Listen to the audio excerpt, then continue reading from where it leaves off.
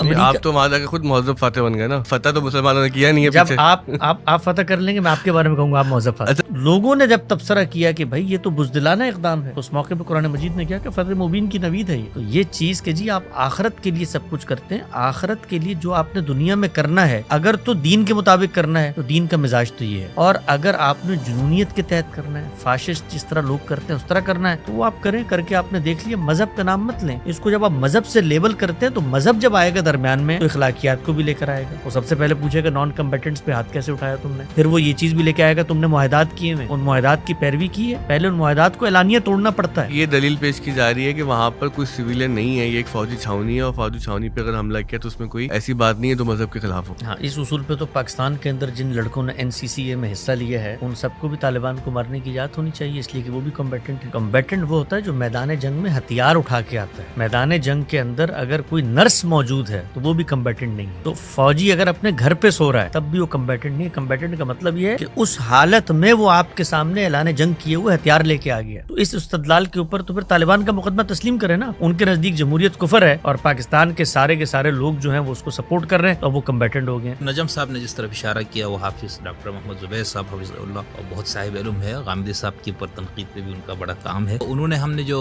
احمد جاوید صاحب کے ساتھ ایک پروگرام کیا تھا اس میں ہم نے ایک آیت پیش کی تھی سورہ انفال کی. اس پہ ان کا یہ کہنا ہے کہ بھائی جو ہمارے یہاں فقہی روایت موجود ہے اس کے اندر جہاد کو دو بڑی قسموں میں تقسیم کیا گیا, اقدامی اور دفاعی. تو ان کا یہ کہنا ہے کہ یہ آیات جو ہے یہ اقدامی جہاد سے متعلق نہیں, دفاعی جہاد سے, اور یہ جو حماس نے جو کچھ کیا ہے نا یہ دفاعی جہاد ہے, اقدامی نہیں. دنیا کے اندر آج تک جتنی جنگیں ہوئی ہیں اس میں جو دفاع لوگ کرتے ہیں انہوں نے قرآن مجید کی آیات کو پڑھ کے دفاع کی. مثلا آپ ابھی میرے اوپر حملہ آور ہو جائے تو میں دفاع کے لیے کسی استدلال کو نہیں دیکھوں گا. یہ حقیقت بھی ہے کہ اسرائیل غاصب ہے, آکوپائر ہے. یہ مقدمہ ہندوؤں کا آپ تسلیم کریں کہ مسلمان غاصب ہے, یا مقدمہ اسرائیل غاصب ہے؟ پہلے ذرا اس کو ڈیکوڈ کریں, کیا چیز ہے اسرائیل غاصب ہے؟ بھائی اسرائیل کو وہاں پر عالمی قوتوں نے آ کر بٹھایا ہے. وہی عالمی قوتیں ہیں کہ جنہوں نے اس وقت 57 اسلامی ممالک کی لکیریں کھینچی. تو یہ مقدمہ طالبان پیش کرتے ہیں کہ یہ غاصب ہے پاکستانی. انہوں نے ڈیورنگ لائن کو لائن بنا کر سرحد کو تقسیم کر دیا. یہ سرحد تو عالمی سرحد ہے, اس میں ہمارے پختون یہاں پہ رہتے ہیں. اگر میرے گھر پر آپ کسی کو لا کے بسا دیں گے اور وہاں پر تو یہ ہندوؤں کے گھر پہ 1000 سال تک جو ہم یہاں پر آ کر بسے رہے, مثال کے طور پر بھائی گھر تو گھر تھا جس وقت تک میرا گھر تھا. بھائی ہم for the sake of argument مان لیتے ہیں ہم بھی غاصب ہیں اور اسرائیل بھی غاصب ہے. اب دونوں کا کیا کرنا ہے؟ ہاں, اب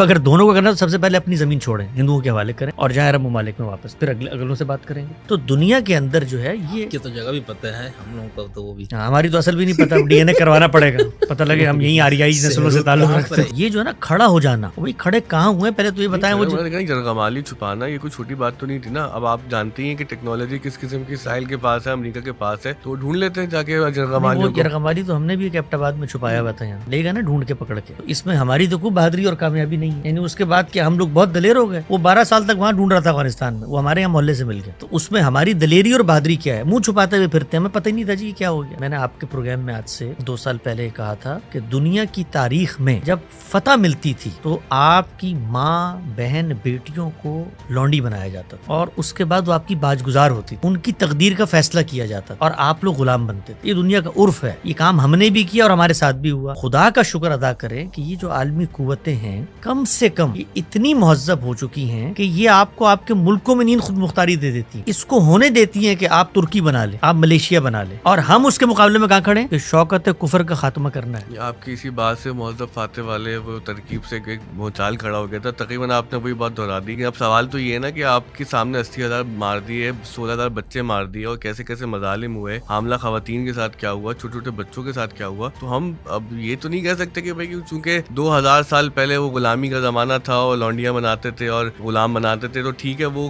بڑا ظلم تھا. اس کے جو اگر ہم تناظر میں دیکھیں تو یہ بہت چھوٹا ظلم لگ رہا ہے, لیکن ہم تو اپنے عہد کو دیکھیں گے نا. اب ہمارے عہد کے اندر جو اتنا بڑا ظلم ہوا ہے اس کی کوئی مثال نہیں ملتی. تو یہ کیسی تہذیب ہے؟ آپ کے بارے میں کہا جاتا ہے کہ اسرائیل کی مذمت نہیں کرتے. سیدنا حسین کو اگر یہ محسوس ہوتا تھا کہ جو حکومت وقت ہے وہ استبدادی ہے اور وہ کھلے کفر کا ارتکاب کر رہی ہے, اس صورت میں ان کو یہ دینی جواز مل جاتا ہے کہ وہ سرحدوں پہ جائیں, ایک پیرلل حکومت تشکیل دیں, اور اس کے بعد اپنی صلاحیت کا جائزہ لیتے ہوئے اقدام کر دیں. اور پھر اقدام کے بارے میں جو بھی معاملہ ہوگا وہ دیکھا جائے گا وقت کے ساتھ. لیکن ہم نے یہ دیکھا کہ جو کچھ انہوں نے کیا ہے یہ اس سطح کی کوئی بغاوت نہیں تھی, یہ اس سطح کا کوئی اقدام نہیں تھا. ان کو ایک علاقے کے لوگوں نے اپنی حمایت کا یقین دلایا ہے, وہ اس علاقے میں جا کر جائزہ لینا چاہتے تھے, اس سے زیادہ کچھ نہیں کرنا چاہتے تھے. جب وہ گئے ہیں, جو وقت کی حکومت ہے وہ تو اس جائزے کو بھی بغاوت پہ معمول کرے. اس نے وہی استبدادی استبدادی رویہ اپنایا جو استبداد اپناتا ہے. لیکن اس موقع پر کیا ہوا, ان کا جو مکالمہ تاریخ کے اندر نقل ہوتا ہے, انہوں نے یہ کہا کہ میں تو اعلی کلمت اللہ کا جہاد کرنے جا رہا ہوں. جو 3 آپشن سامنے آئے ہیں وہ تو تاریخ کے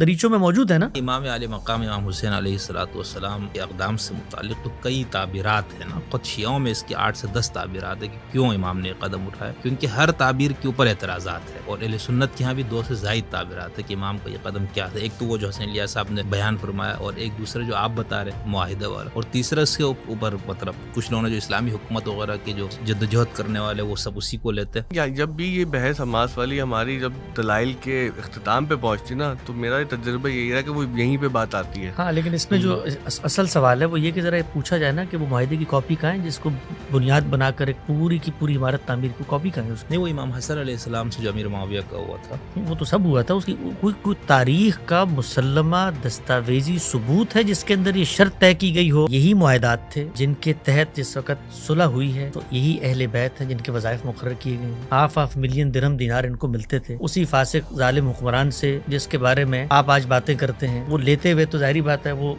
ظالم نے ان کا پورا حق اقتدار غصب کیا, تو اب اگر ادھر سے کچھ ملتا تھا تو ان کو اپنا حق مل رہا تھا نا, مطلب حق سے بہت کم مل رہا اگر یہ مان بھی لیا. اچھا, کیا حق ہے یہ, مطلب مثال کے طور پہ دینی لحاظ سے کون سا حق طے ہوا ہے جس کے تحت آپ کو پیسے ملے؟ حضور کی آل اولاد کے لیے جو نان نفقے کے سارے ذمہ داری, وہ تو بیت المال کی نان نفقے کی ذمہ داری تھی نا. جو معاہدے میں لین دین ہوئی ہے وہ سیاست کے اصولوں پر ہوئی ہے, وہ ایسا نہیں ہوئی ہے مثال کے طور پہ نان نفقے کے لیے آپ پیسے دے دیں. اس میں لاکھوں درہم دینار باقاعدہ جا کے وصول کیے جاتے ہیں. اس میں اب انہوں نے بات کی اس کی ریسیونگ تاریخ میں ملتی ہے اس طرح سے جیسے اس کی ریسیونگ اسی طرح نہیں ملا, اس کی ریسیونگ اسی طرح ملتی ہے جیسے معاہدہ ان کے پاس ہے. ہر سیاسی معاہدہ وہ حالات اور واقعات کا پابند ہوتا ہے. ہمارے یہاں تو ایک تعبیر مذاق بن گئی کہ وعدے قرآن و حدیث نہیں ہوتے.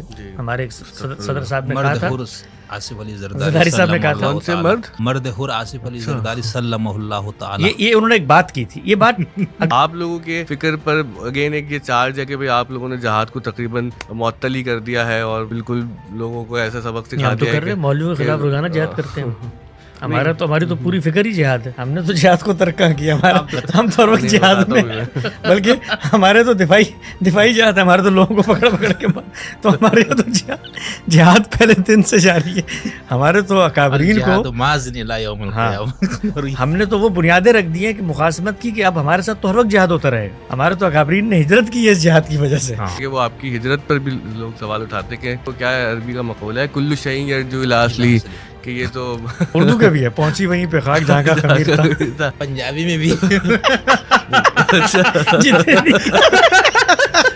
وہ تو آپ پہ. السلام علیکم. آج ہمارے ساتھ حسن الیاس صاحب اور شمس الدین حسن چگری صاحب موجود ہیں. حسن بھائی السلام علیکم. وعلیکم السلام جناب, خیریت. پچھلے پوڈ کاسٹ کی یادیں ابھی ہماری ختم نہیں ہوئی کہ ہم نے ایک دفعہ پھر آپ کو زحمت دی, بہت شکریہ. بہت عنایت. اچھا اب دیکھیں اس وقت جو مسئلہ زیر بحث ہے اور بہت زیادہ ہی زیر بحث اب تو, اور اس میں ہمارے پلیٹ فارم سے بھی کچھ گفتگو اس طرح کی گئی ہے کہ وہ اس پہ کافی تنقید بھی ہو رہی ہے, تحسین بھی ہو رہی ہے. ظاہر ہے کہ جس کا جو نقطۂ نگاہ ہے وہ اس کو پیش کر رہا ہے. تو ہم آپ سے یہ جاننا چاہتے ہیں کہ جو پوری بحث ہے یقیناً آپ کے سامنے ہے, اور اس میں حماس کے حوالے سے جو سب سے اہم سوال جو مجھے لگتا ہے وہ یہی ہے کہ جو 7 اکتوبر کی جو کارروائی تھی, کیا یہ کوئی دینی جواز رکھتی ہے یا کوئی مذہبی جواز رکھتی ہے؟ کیونکہ ہمارے مسلمانوں کی نفسیات تو یہی ہے کہ اس وقت ہم غلامی اور محکومی میں وقت ضرور گزار رہے ہیں, لیکن اس غلامی سے نکلنے کے لیے کوئی عملی اقدام تو اٹھانا پڑے گا, کچھ تو کرنا پڑے گا کہ ہم اس غلامی کی زنجیر کو توڑ کے آگے بڑھیں وغیرہ وغیرہ. تو آپ جب اس کو مذہبی تناظر میں, خالصتاً مذہبی تناظر میں اس حملے کو دیکھتے ہیں, تو آپ کو کوئی اس کی توجہ نظر آتی ہے؟ لیکن دنیا میں جو حقائق ہمارے سامنے آتے ہیں ان کا تجزیہ کرنے کے 2 پہلو ہیں. پہلا تو یہ ہے کہ آپ اسی جذباتی رمق کے اندر بہتے ہوئے اپنے حق کو استعمال کرنے کی بحث کریں اور کہیں کہ بھئی یہ استبداد ہمارے اوپر مسلط ہو گیا تھا, تاریخی اعتبار سے یہ سرزمین ہماری ہے, لہٰذا ہم کوشش کر کے اس کو واگزار کروائیں گے. دوسرا طریقہ یہ ہوتا ہے کہ جو اقدامات کے نتائج نکلے ہیں اس کی ریورس انجینئرنگ کی جائے اور یہ دیکھا جائے کہ یہ جو کچھ آپ کو حاصل تھا ان اقدامات کے نتیجے میں اس میں اضافہ ہوا یا کمی ہوئی.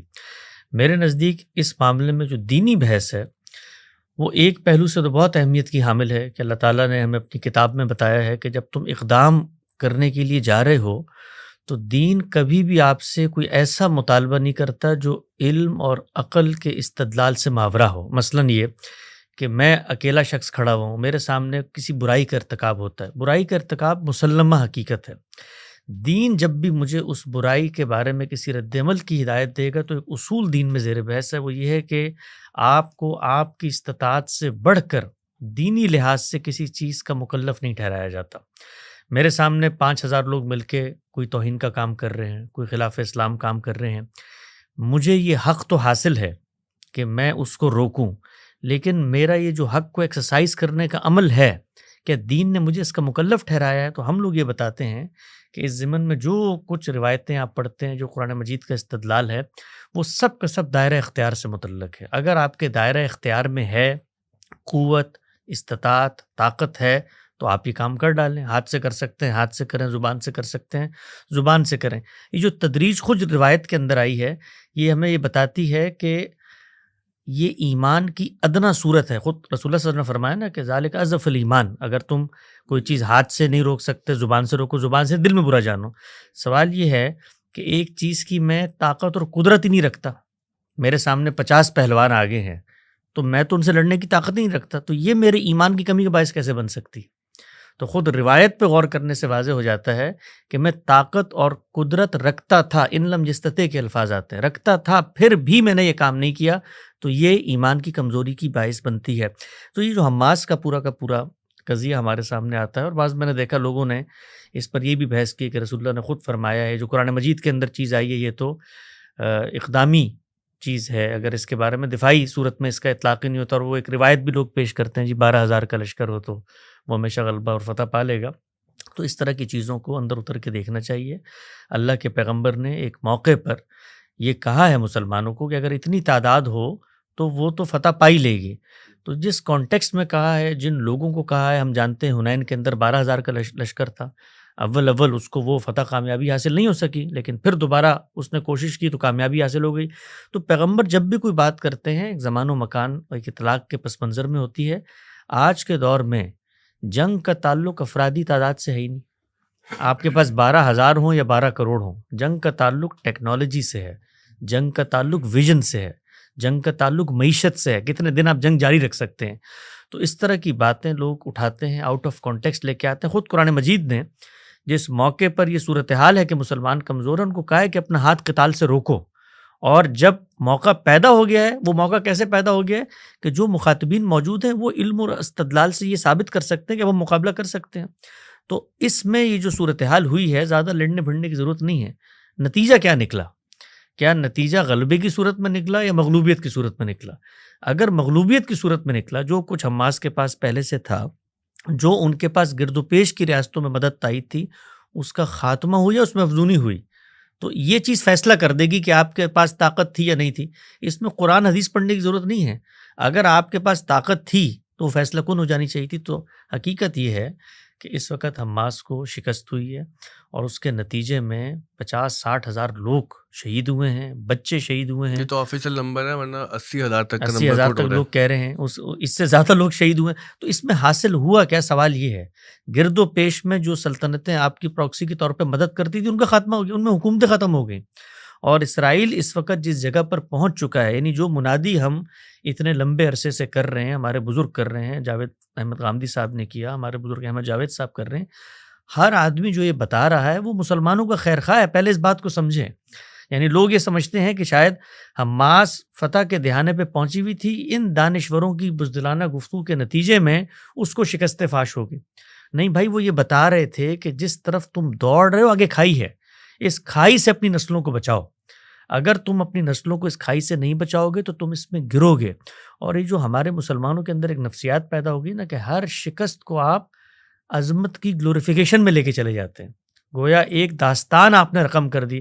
بھئی یہ داستان مسلمان اس سے پہلے رقم کرتے چلے آئے، شاملی کی جہاد میں نہیں داستان رقم ہوئی، بالا کوٹ کے اندر یہ داستان رقم نہیں ہوئی، اسامہ بن لادن نے جا کر یہ داستان رقم ہوئی۔ تو یہ عظمت کی جو داستانیں ہیں، یہ لوگوں کو قصے اور کہانی اور فکشنل رائٹنگ میں بڑی مدد دیتی ہیں، لیکن حقیقت کی دنیا میں آپ کو کچھ حاصل نہیں ہوتا۔ تو میرا خیال یہ ہے کہ جو لوگ اس وقت اس طرح کی باتیں کر رہے ہیں، خود اسلام آباد میں آپ نے دیکھا جس وقت یہ اقدام ہوا تو پاکستان کے سب سے بڑے عالم کھڑے ہو کر کہہ رہے تھے ہم جنگ بندی کی مخالفت کرتے ہیں۔ تو آج حماس جنگ بندی پہ کیوں آمادہ ہوئی؟ یعنی کیا حماس نے جنگ بندی پر آمادگی کو قبول کرنے کا یہ اعلان نہیں کر دیا کہ اس جنگ میں ہم اس جگہ پر نہیں کھڑے ہوئے. تو شکست تو ہو گئی. اب آپ بحثیں کرتے رہیں کہ اللہ نے کیا کہا ہے، رسول اللہ نے کیا کہا ہے. اور اس میں جو سب سے خطرناک بات ہے، میں آپ کو ایک واقعہ چھوٹا سا سناتا ہوں. ہمارے ایک دوست تھے مدرسے میں، وہ دور طالب علمی میں جس وقت سقوط طالبان ہوا افغانستان چلے گئے، اور وہ سب تقریریں اور سب ان کو نویدیں یاد تھیں کہ اللہ کی مدد آئے گی اور فرشتے اتریں گے قطار اندر قطار اور یہ سب کچھ ہوگا. وہ پکڑے گئے. پکڑے جانے کے بعد وہ جیل میں گئے اور کئی سال جیل میں رہے. وہ جب جیل سے واپس آئے نا تو میری ان سے ملاقات ہوئی. بالکل میری ہڈیوں کا ڈھانچہ بن چکے تھے وہ. تو میں نے ان سے پوچھا کیا صورتحال تھی. انہوں نے کہا میں نے جیل میں وہ مناظر دیکھے ہیں کہ لوگ اللہ اور رسول کو نعوذ باللہ گالیاں دے رہے ہوتے تھے اور دین سے وہ دور ہو گئے، مرتد ہو گئے. اور وہاں جو روٹیاں آتی تھیں وہ کھا کھا کے پاگل ہو جاتے تھے، پیٹ ان کے پھول جاتے تھے. وہ کہتے تھے کہاں ہے خدا کی مدد جس کو تم ہمیں دکھاتے تھے. تو ذرا دشت لیلا کے صحراؤں میں کنٹینر کے اندر بند کر کے مسلمانوں کو جس طریقے سے شہید کیا گیا، ہزاروں کی تعداد میں مسلمانوں کو اپنے پسینے کے اندر ڈوب کے وہ لوگ مر گئے.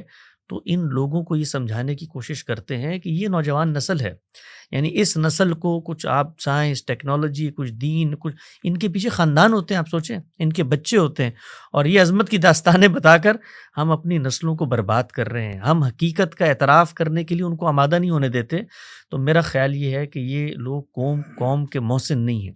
مسلمان ملت کا جو درد ہے ان لوگوں کے دلوں میں ہے جو ان تمام لوگوں کی مخالفت مول لے کر روک رہے ہیں کہ اپنے ہاتھوں کو روکو اس وقت قتال سے. یہ قتال و جہاد کا وقت نہیں ہے. اچھا یہاں سے کئی سوالات ہیں تو ہم کریں گے، شکری صاحب بھی سوال کریں گے. چائے لے آئیے آپ لوگ.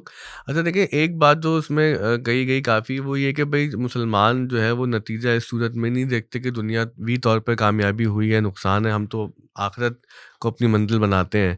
تو اس کا کیا جواب ہے آپ کے پاس کہ بھائی ٹھیک ہے لوگ شہید ہونے تھے وہ تو ہوئے، اللہ کی راہ میں ہی شہید ہوئے، نقصان ہونا تھا تو ہوا، وہ تو اللہ نے خود قرآن میں کہا ہے کہ ہم تمہیں جان کے کمی نقصان سے آزمائیں گے، مال کی کمی سے آزمائیں گے. دو اچھائیوں میں سے شہادت. تو یہ تو سب ایک گرینڈ اسکیم کا حصہ ہے، ہمیں تو اپنا کام کرنا ہے. ٹھیک ہے، تو آپ اگر آخرت کے لیے سب کچھ کر رہے ہیں تو دنیا کے اندر زمین کا خطہ کیوں لینا چاہتے ہیں؟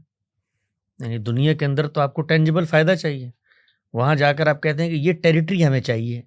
تو یہ ٹیریٹری لینا وہ بھی مذہبی بات کہتے ہیں کہ بھائی وہ مذہبی ضرورت ہے ہماری، وہ بیت المقدس لینا. مذہبی ضرورت جو ہے وہ اگر آپ کی ہے تو مذہبی ضرورت دوسروں کی بھی ہو سکتی ہے. یعنی مذہبی ضرورت جو ہے اس کے لیے تو پہلے مذہبی استدلال آئے گا. یعنی اللہ تعالیٰ آپ پر یہ ذمہ داری عائد کرے. میں اس کو چھوٹی سی مثال سے سمجھاتا ہوں. مثلا آج حرمین پہ حملہ ہو جاتا ہے، آپ کے علم میں ہونا چاہیے کہ حرمین پہ ماضی تاریخ کے اندر کئی دفعہ حملہ ہوا ہے اور کئی دفعہ اس کی دیواریں گرا دی گئی ہیں. یہ پھر سے نو تعمیر شدہ عمارتیں ہیں جو آپ کو نظر آتی ہیں. یہ سب کچھ ہوا ماضی کے اندر. تو مثال کے طور پہ آج حرمین پہ حملہ ہو جائے اور ہم مسلمانوں کو یہ معلوم ہو کہ جن لوگوں نے حملہ کیا ہے ان کے پاس ایسی ٹیکنالوجی ہے کہ جو حرمین کے قریب آئے گا وہ مارا جائے گا. تو دین کی یہ ہدایت کہ یہ اللہ کا گھر ہے اور بنی اسماعیل کی یہ ذمہ داری کہ آپ نے اس کو محفوظ رکھنا ہے اعتکاف کرنے والوں کے لیے، نماز پڑھنے والوں کے لیے، تب بھی یہ اجتہادی طور پر اگر آپ اقدام کرتے ہیں تو خودکشی کے مترادف ہوگا کہ آپ اس کے تحفظ کے لیے چلے جائیں اگر دینی استدلال بھی ہو. سوال یہ ہے کہ دینی استدلال تھا نا، یہ دینی استدلال صحابہ نے تو نہیں کیا صلح حدیبیہ کے موقع پہ کہ جی کٹ مر جاتے ہیں، ہمیں تو کیا ہے اللہ اور اس کا رسول ہمارے درمیان موجود ہے، تو اصل چیز تو آخرت ہے نا، تو ہم چلے جاتے ہیں. اللہ نے کیا کہا؟ بھائی ہمارا مقصود ہے وہاں پر جو لوگ بیٹھے ہوئے ہیں ان کو نکالنا. اور لوگوں نے جب تبصرہ کیا کہ بھائی یہ تو بزدلانہ اقدام ہے، تو اس موقع پہ قرآن مجید نے کیا کہ فتح مبین کی نوید ہے یہ. تو یہ چیز کہ جی آپ آخرت کے لیے سب کچھ کرتے ہیں، آخرت کے لیے جو آپ نے دنیا میں کرنا ہے اگر تو دین کے مطابق کرنا ہے تو دین کا مزاج تو یہ ہے، اور اگر آپ نے جنونیت کے تحت کرنا ہے، فاشسٹ جس طرح لوگ کرتے ہیں اس طرح کرنا ہے تو وہ آپ کریں. کر کے آپ نے دیکھ لیا، مذہب کا نام مت لیں اس کو. جب آپ مذہب سے لیبل کرتے ہیں تو مذہب جب آئے گا درمیان میں تو اخلاقیات کو بھی لے کر آئے گا. وہ سب سے پہلے پوچھے گا نان کمبیٹنٹس پہ ہاتھ کیسے اٹھایا تم نے، پھر وہ یہ چیز بھی لے کے آئے گا تم نے معاہدات کیے ہوئے، ان معاہدات کی پیروی کی ہے. پہلے ان معاہدات کو اعلانیہ توڑنا پڑتا ہے. آپ دیکھیے جس وقت خدا کا عذاب آ گیا ہے پیغمبر کی موجودگی میں، اس وقت بھی پہلا استثناء سورۃ توبہ میں بیان کر دیا جن سے معاہدہ ہوا ہوا ہے ان کے معاہدے خاتمے ہوں گے. تو یہ جو جتنی چیزیں ہوتی ہیں، جنگ کی اخلاقیات ہے ہمارے ہاں، جنگ ظلم و عدوان کے خلاف ہوتی ہے، اس میں نان کمبیٹنٹس کو آپ حملہ آور ہوتے ہیں. وہاں پر بھی قرآن مجید نے بتا دیا ہے کہ اگر میدان جنگ میں، عین میدان جنگ میں، یہ بحث ہمارے ہو رہی ہے نا کہ جی جن لوگوں کو حماس نے وہاں پر اغوا کیا وہ تو ان لوگوں کو ووٹ دیتے تھے اور ان کو پیسہ نہیں، دیتے اس سے تھے. آگے بھی ایک بات ہو رہی ہے، وہ یہ کہ اسرائیل میں 18 سال سے عمر جتنے لوگ ہیں وہ سب ملٹری ٹریننگ حاصل کرتے ہیں، یا وہ بالجبر ان کو ملٹری ٹریننگ دی جاتی ہے. اور اب تو آپ کو پتہ ہے کہ جو آرتھوڈاکس جیوز جن کو استثناء تھا وہ استثناء بھی ختم کر دیا گیا ہے.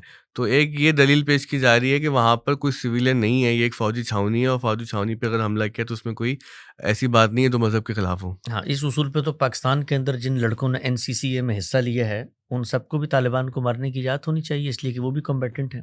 کمبیٹنٹ وہ ہوتا ہے جو میدان جنگ میں ہتھیار اٹھا کے آتا ہے. میدان جنگ کے اندر اگر کوئی نرس موجود ہے تو وہ بھی کمبیٹنٹ نہیں ہے. تو فوجی اگر اپنے گھر پہ سو رہا ہے تب بھی وہ کمبیٹنٹ نہیں ہے. کمبیٹنٹ کا مطلب یہ ہے کہ اس حالت میں وہ آپ کے سامنے اعلان جنگ کیے ہوئے ہتھیار لے کے آ گیا. تو یہ جو تعریفیں اس طرح کی ادنا مماثلتیں تلاش کی جاتی ہیں کہ بھئی مثال کے طور پہ وہ ان لوگوں کو سپورٹ کرتے تھے، اس کے نتیجے میں ہم نے یہ کر لیا، تو اس استدلال کے اوپر تو پھر طالبان کا مقدمہ تسلیم کریں نا. ان کے نزدیک جمہوریت کفر ہے اور پاکستان کے سارے لوگ جو ہیں وہ اس کو سپورٹ کر رہے ہیں، تو اب وہ کمبیٹنٹ ہو گئے ہیں.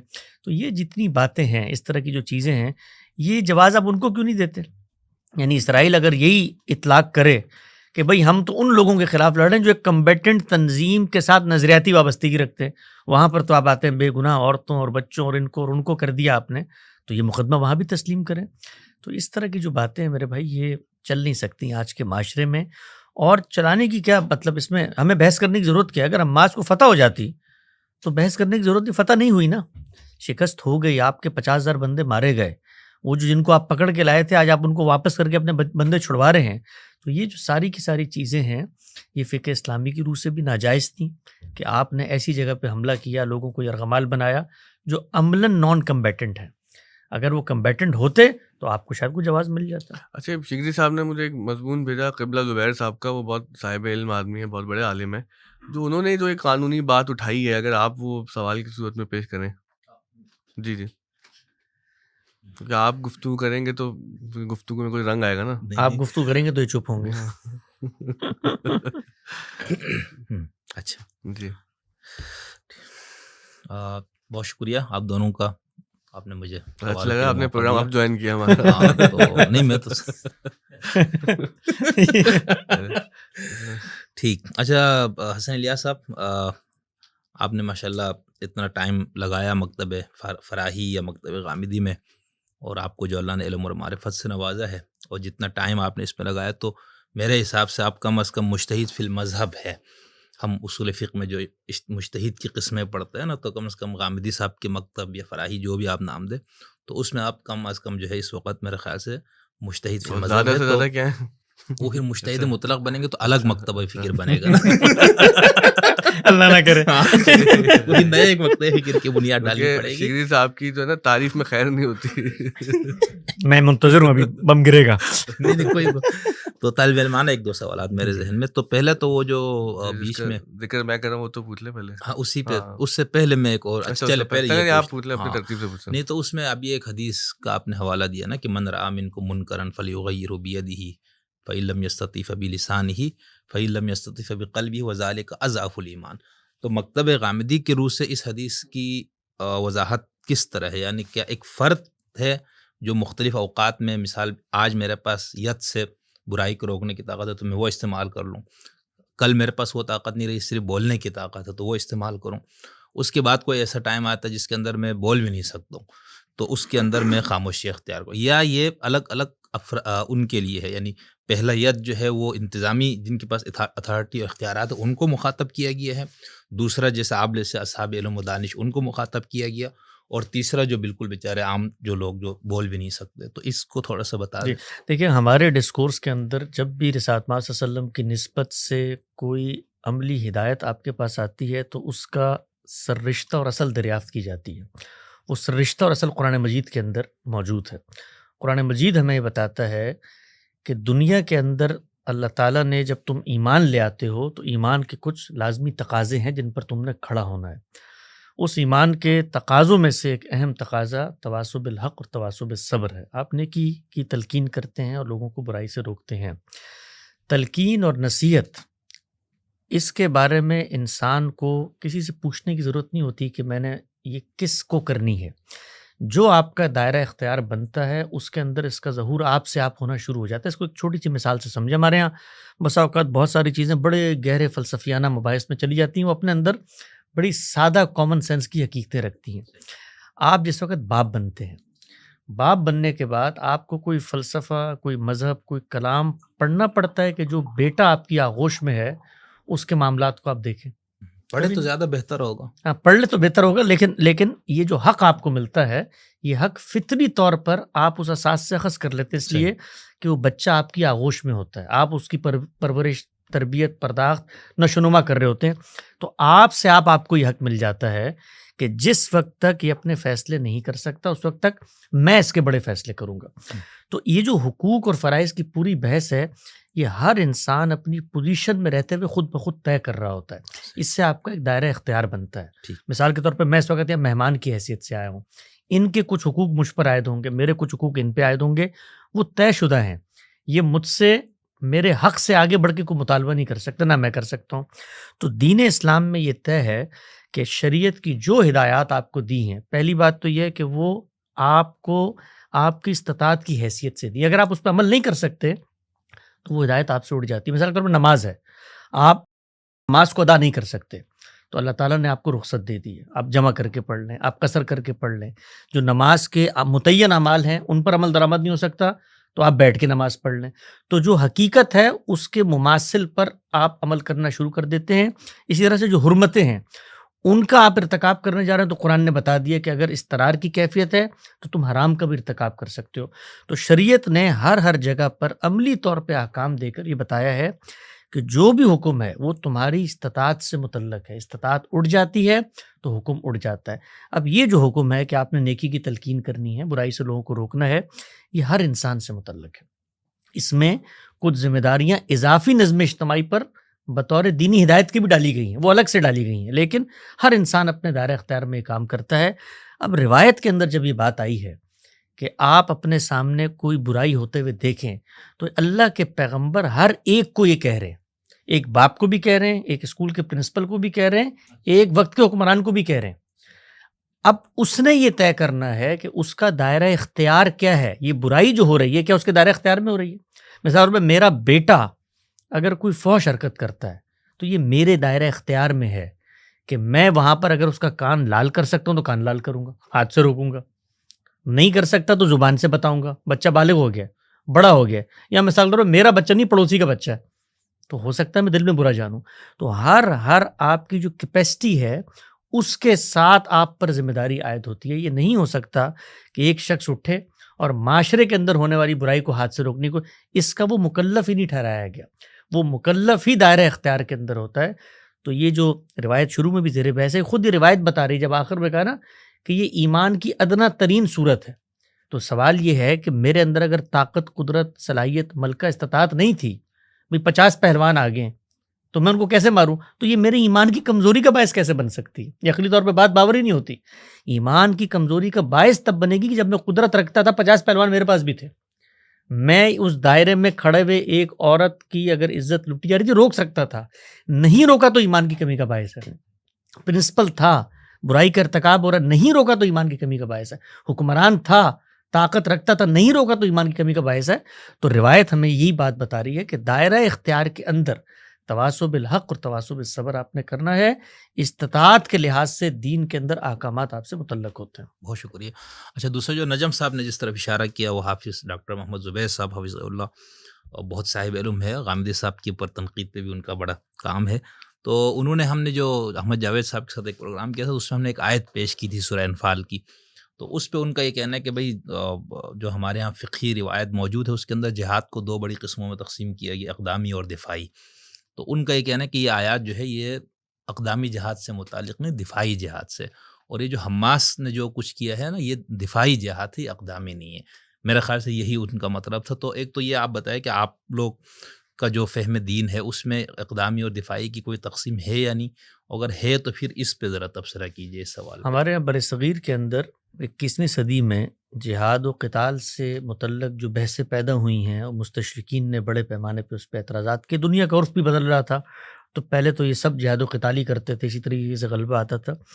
اس پر ایک پورا کا پورا معذرت خواہانہ مکتب فکر ڈیولپ ہوا، جس کی بنیاد اگرچہ ہمیں شبلی کی نظر آتی ہے، لیکن مولانا وحید الدین خان صاحب کے یہاں آ کے وہ سر سید کے یہاں بھی تھی، پنیکل پہ آ کے وہ پہنچی ہے، اور انہوں نے اسلام ہی کے پورے تصور جہاد کو دفاعی جہاد سے متعلق کر دی ہے۔ دفاعی جہاد میں کرنا کیا ہے، اس کے لیے دین کسی چیز کو سرے سے موضوع نہیں بناتا، اس لیے کہ یہ دین کا معاملہ ہی نہیں ہے، یہ علم اور عقل کا معاملہ ہے۔ عقل اور علم کے جو مسلمات ہوتے ہیں اس بارے میں دین کو آ کر ابتدائی کوئی ہدایت دینے کی کوشش نہیں کرنی چاہیے، نہ وہ کرتا ہے، اس لیے کہ یہ دین کا اپنا جو دائرہ ہے وہ یہ بتاتا ہے کہ اللہ تعالیٰ نے جس طرح تمہیں وحی دی ہے، اسی طرح علم، استدلال، عقل اور فیصلہ کرنے کی صلاحیت دی ہے۔ دنیا کے اندر آج تک جتنی جنگیں ہوئی ہیں اس میں جو دفاع لوگ کرتے ہیں کہ انہوں نے قرآن مجید کی آیات کو پڑھ کے دفاع کی ہے۔ مثلا آپ ابھی میرے اوپر حملہ آور ہو جائیں تو میں دفاع کے لیے کسی استدلال کو نہیں دیکھوں گا، میرے پاس ایک لاٹھی ہوگی وہ اٹھا کے مار دوں گا، میرے پاس پین ہوگا وہ آپ کو چبھو دوں گا۔ تو دفاع میں فیصلہ خود انسان کر رہا ہوتا ہے کہ بھئی میرے اندر جو صلاحیت طاقت ہے میں اپنا دفاع کرنا ہے۔ تو عالمی طور پر دفاعی جہاد کے لیے کسی استدلال کی کوئی ضرورت نہیں۔ آپ پر ایک حملہ آور ہو گیا ہے، آپ نے اس وقت فیصلہ کرنا ہے کہ کیا کرنا ہے، میں نے جان بچانی ہے، جان بچا کے بھاگ جاؤں گا، اس کو پتھر مار کے مر جانا ہے، مر جاؤں گا۔ یہ دین موضوع بحث نہیں بناتا، اسی لیے دنیا بھر میں لوگ دفاعی جہاد کرتے ہیں، دفاعی جنگ کہیے اس کو، اس میں وہ کسی سے نہیں پوچھتے۔ یہاں پر جو معاملہ ہے وہ نوعیت معاملہ کیا ہے؟ وہ نوعیت معاملہ یہ ہے کہ ایک مظلوم طبقہ گھر پہ بیٹھا ہوا تھا، اس کے اوپر حملہ ہو گیا راتوں رات، اب وہ اپنا تحفظ کر رہا ہے۔ اگر تو یہ صورتحال ہوتی اور اس میں حماس کے 50,000 لوگ شہید ہو جاتے تو ہم یہ بحث نہ کر رہے ہوتے یہاں پہ۔ یعنی دفاعی جہاد میں ہم ان حدود و شرائط کے قائل ہی نہیں ہیں، وہ تو اقدام کی بات ہو رہی ہے جو قرآن مجید کے اندر بات ہو رہی ہے۔ تو اقدام کی یہ تقسیم تو انہوں نے ٹھیک کی ہے کہ قرآن میں اقدام زیر بحث ہے، اطلاق غلط کر دیا ہے۔ یعنی جن لوگوں کے ساتھ یہ معاملہ ہوا ہے وہ دفاع نہیں کر رہے، وہ برسر پیکار ہیں اس قوت کے ساتھ، اس طاقت کے ساتھ، اور اس سے پہلے اس قوت اور اس طاقت کے ساتھ آپ کی 3 جنگیں ہو چکی ہیں۔ ان جنگوں کے نتیجے میں کچھ رقبہ ان کے پاس ہے، کچھ رقبہ آپ کے پاس ہے، آپ دونوں بے وقت لڑائی اور مخاصمت کی ایک حالت میں، حالت جنگ میں ہیں۔ اس کے اندر اقدام دیکھا جاتا ہے کہ پہلا کس نے کیا، تو یہ تو امر واقعی ہے۔ لیکن اس میں اسرائیل تو 70 سال سے کر رہے ہیں نا، مطلب یہ تو پھر ہمیشہ ہی دفاعی پوزیشن پہ نہیں، وہ تو اسرائیل بھی یہ کہہ سکتا ہے کہ 70 سال سے یہ کر رہے ہیں ہم دفاعی پوزیشن میں۔ بھائی ایک کانفلکٹ کا ایریا ہے، اس کانفلکٹ کے ایریا کے اندر 2 لوگوں کے 2 نیریٹو ہیں اور دونوں برسر پیکار ہیں۔ لیکن ہم اپنا نیریٹو دیکھیں گے نا کہ ہمیں تو یہ لگتا ہے کہ بھائی اسرائیل غاصب ہے، اور یہ حقیقت بھی ہے کہ اسرائیل غاصب ہے، آکیوپائر ہے، اور فلسطین پر جنگ مسلط اس نے کی ہے۔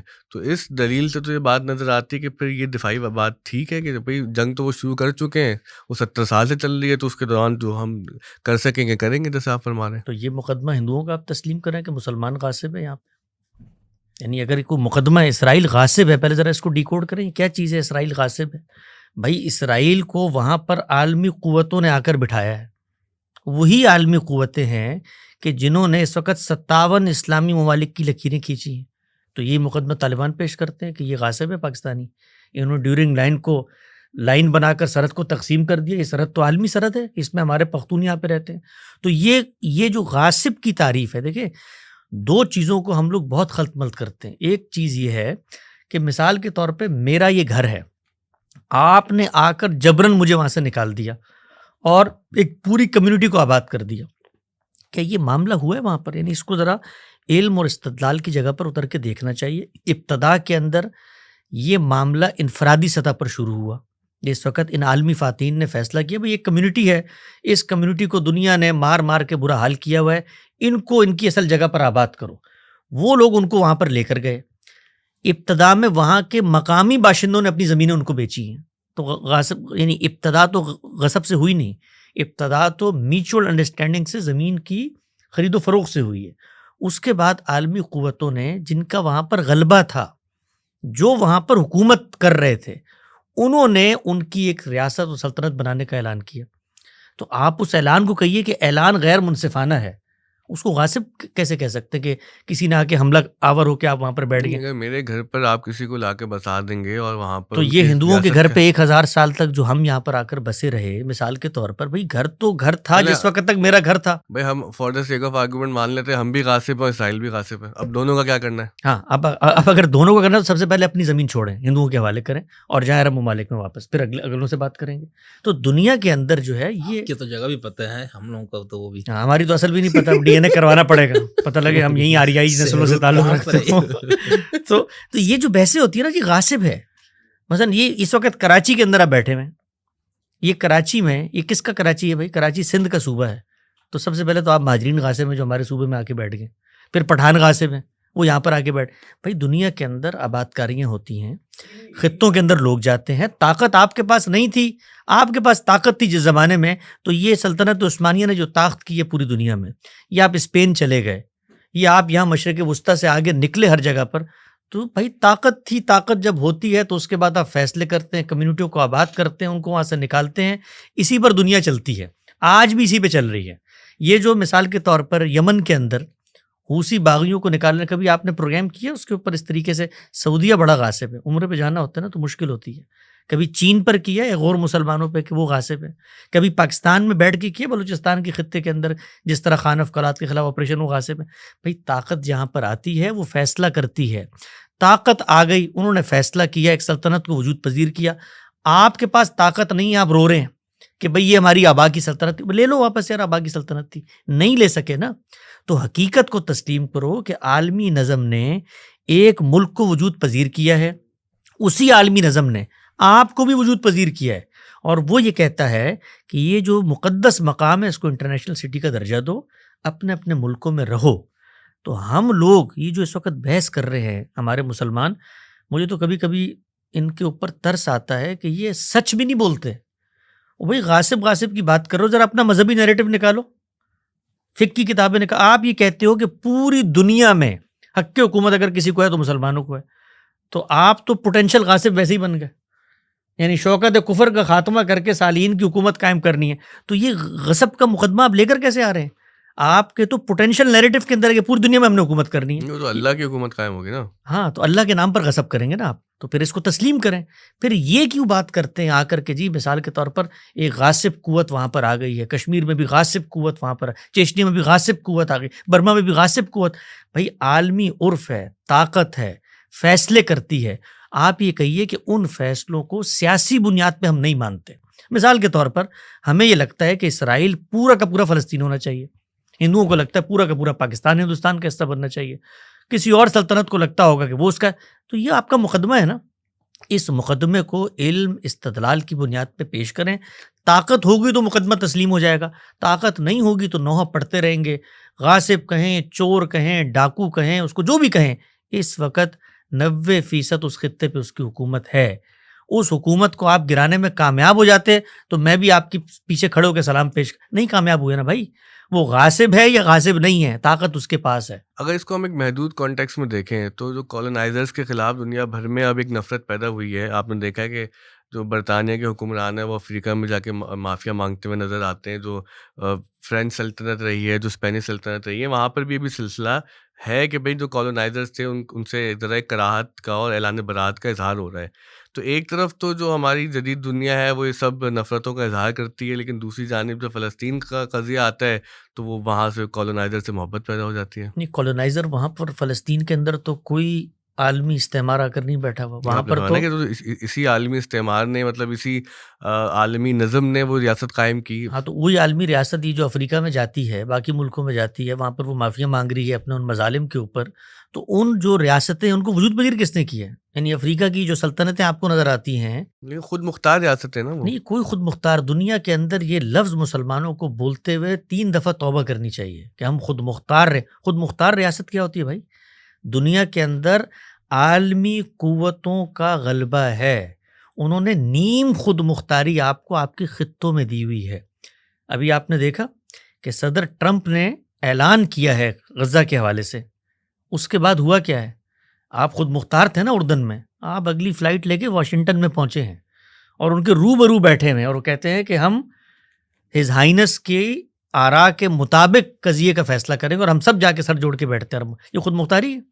اس کے 4 دن بعد سعودی عرب کے اندر سارے عالم عرب کے حکمران سر جوڑ کے کون سی خود مختاری؟ یہ سعودی عرب نے پہلے تو اسٹیٹمنٹ نکالا تھا، ٹرمپ صاحب کے جو اسٹیٹمنٹ تھا اس کا رد کیا، اس کی مذمت کی، اس کا انکار کیا کہ ہم اس سولوشن کے لیے ریڈی نہیں ہیں. دنیا کے اندر جی پولیٹیکل میدان میں لین دین ہوتی ہے، اسٹیٹمنٹس بھی آتی ہیں. آج امریکہ یہ فیصلہ کر لے مثال کے طور پہ کہ ہم نے یہ کام کرنا ہے، فیصلہ کر لے، اس وقت وہ فیصلے کی پوزیشن میں نہیں پہنچا. وہ بھی یہ دیکھ رہا ہوتا ہے کہ ایک بڑی بات کر کے کتنی نیگوسیشنز ہو سکتی ہیں. ممکن ہے کہ اس کے بعد وہ کہیں کہ جی ہم سب مل کر غزہ کا کنٹرول سنبھال لیتے ہیں. وہ کہے گا اسرائیل اس سے پروٹیکٹ ہو گیا، میرا مقصد پورا ہو گیا. تو یہ جو عالمی سیاست ہوتی ہے اس کے اندر اسی طرح سے بارگیننگ ہو رہی ہوتی ہے.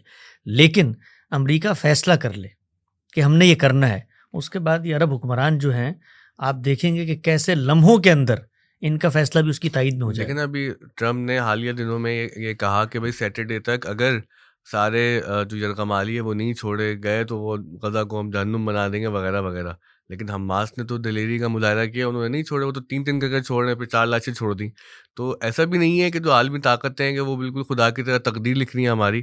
اگر کوئی ان کے سامنے کھڑا ہوتا ہے اپنی کمزور قوت کے ساتھ تو وہ کوئی میسج تو دیتا ہی ہے ان کو. نہیں کھڑا نہیں ہوتا بھائی جان، ان کے سامنے بیٹھ کر گفتگو کرتا ہے. دنیا کے اندر اسی طریقے سے نیگوسیشنز ہوتی ہیں، وہ عالمی طاقتیں ہوں یا علاقائی طاقتیں ہوں. نیگوسیشنز کے اندر آپ ڈیمانڈز رکھتے ہیں، وہ ڈیمانڈ دوسری طرف سے کچھ مڈل گراؤنڈ پہ آتی ہے اور آپ اپنا فائدہ حاصل کر لیتے ہیں. تو یہ جو ہے نا کھڑا ہو جانا، بھائی کھڑے کہاں ہوئے پہلے تو یہ بتائیں. وہ یرغمالی چھپانا یہ کوئی چھوٹی بات تو نہیں تھی نا. اب آپ جانتے ہیں کہ ٹیکنالوجی کس قسم کی اسرائیل کے پاس ہے، امریکہ کے پاس ہے، تو وہ ڈھونڈ لیتے ہیں جا کے یرغمالیوں کو. یرغمالی تو ہم نے بھی ایک ایبٹ آباد میں چھپایا ہوا تھا، یہاں لے گا نا ڈھونڈ کے پکڑ کے. تو اس میں ہماری تو کوئی بہادری اور کامیابی نہیں ہے. یعنی اس کے بعد کہ ہم لوگ بہت دلیر ہو گئے. وہ 12 سال تک وہاں ڈھونڈ رہا تھا افغانستان میں، وہ ہمارے یہاں محلے سے مل گیا. تو اس میں ہماری دلیری اور بہادری کیا ہے؟ منہ چھپاتے ہوئے پھرتے ہیں، ہمیں پتہ ہی نہیں تھا جی کیا ہو گیا. تو یہ جو صورتحال ہے بھائی، آپ نے وہاں سے بندے پکڑ کے آپ لے آئے ہیں اپنے پاس. تو طالبان روز اغوا کر کے لے جاتے ہیں، کراچی سے لے جاتے ہیں، کتنے بچوں کو لے جاتے ہیں، تاوان وصول کرتے ہیں. تو اس میں کوئی بہادری ہو جاتی ہے؟ یہ ناکامی ہو جاتی ہے. یعنی یہ جو مسلمانوں کے ہاں وقتی نوعیت کی حماس گاڑیوں میں جھنڈے لگا کے دندناتی ہوئی یرغمالیوں کو پڑھ کے مسلمانوں کے اندر جو جذبہ نکلا بھی خلافت کا دوبارہ سے احیا ہو گیا. بھائی کیا ہوا یار؟ آپ کے 50,000 لوگ مار دیے، آپ کے پاس یرغمالی تھے، ان کے قیدی آپ کے پاس، انہوں نے زندہ آپ سے لینے کی بات کی، کچھ بارگین ہوئی، آپ بندے ان کے پاس. آپ کے پاس کیا ہے اس وقت؟ سوال یہ ہے. آپ کے پاس طاقت تھی ارد گرد کے ممالک میں، ان کی حکومتیں کہاں ہیں؟ قصہ پاری نہ بنتی جا رہی ہے. یعنی یہ لبنان کے اندر دیکھیں کیا ہوا، شام کے اندر دیکھیں کیا ہوا.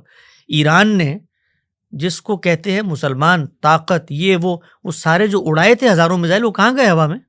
وہ تو گرے نہیں پھر. تو یہ جو سب کی سب قصہ سنایا جاتا ہے، کہانیاں سنائی جاتی ہیں. آئرن ڈوم نے روک دیے اور پھر UK US وغیرہ. تو وہ اگر آئرن ڈوم والے کہیں کہ یہ ابابیل ہے ہمارے، یا آسمان سے جو ہے آتے ہوئے چیزوں کو واپس کر دیتے، تو آپ مانیں گے؟ تو دنیا کے اندر بھائی طاقت فیصلہ کن ہوتی ہے. مسلمانوں کو یہ بات کبھی سمجھ میں نہیں آئی، اور جس وقت ان کے ہاتھ میں جو کچھ تھا وہ چلا گیا. یہ تو خدا کا شکر ادا کرے. میں نے آپ کے پروگرام میں آج سے 2 سال پہلے کہا تھا کہ دنیا کی تاریخ میں جب فتح ملتی تھی تو آپ کی ماں، بہن، بیٹیوں کو لونڈی بنایا جاتا تھا، اور اس کے بعد وہ آپ کی باج گزار ہوتی تھی، ان کی تقدیر کا فیصلہ کیا جاتا تھا، اور آپ لوگ غلام بنتے تھے. یہ دنیا کا عرف ہے. یہ کام ہم نے بھی کیا اور ہمارے ساتھ بھی ہوا. خدا کا شکر ادا کریں کہ یہ جو عالمی قوتیں ہیں کم سے کم یہ اتنی مہذب ہو چکی ہیں کہ یہ آپ کو آپ کے ملکوں میں نیند خود مختاری دے دیتی ہیں، اور اس کو ہونے دیتی ہیں کہ آپ ترکی بنا لیں، آپ ملیشیا بنا لیں. اور ہم اس کے مقابلے میں کہاں کھڑے ہیں کہ شوکت کفر کا خاتمہ کرنا ہے. آپ کی اسی بات سے مہذب فاتح والے وہ ترکیب سے ایک بھونچال کھڑا ہو گیا تھا. تقریباً آپ نے وہی بات دہرا دی.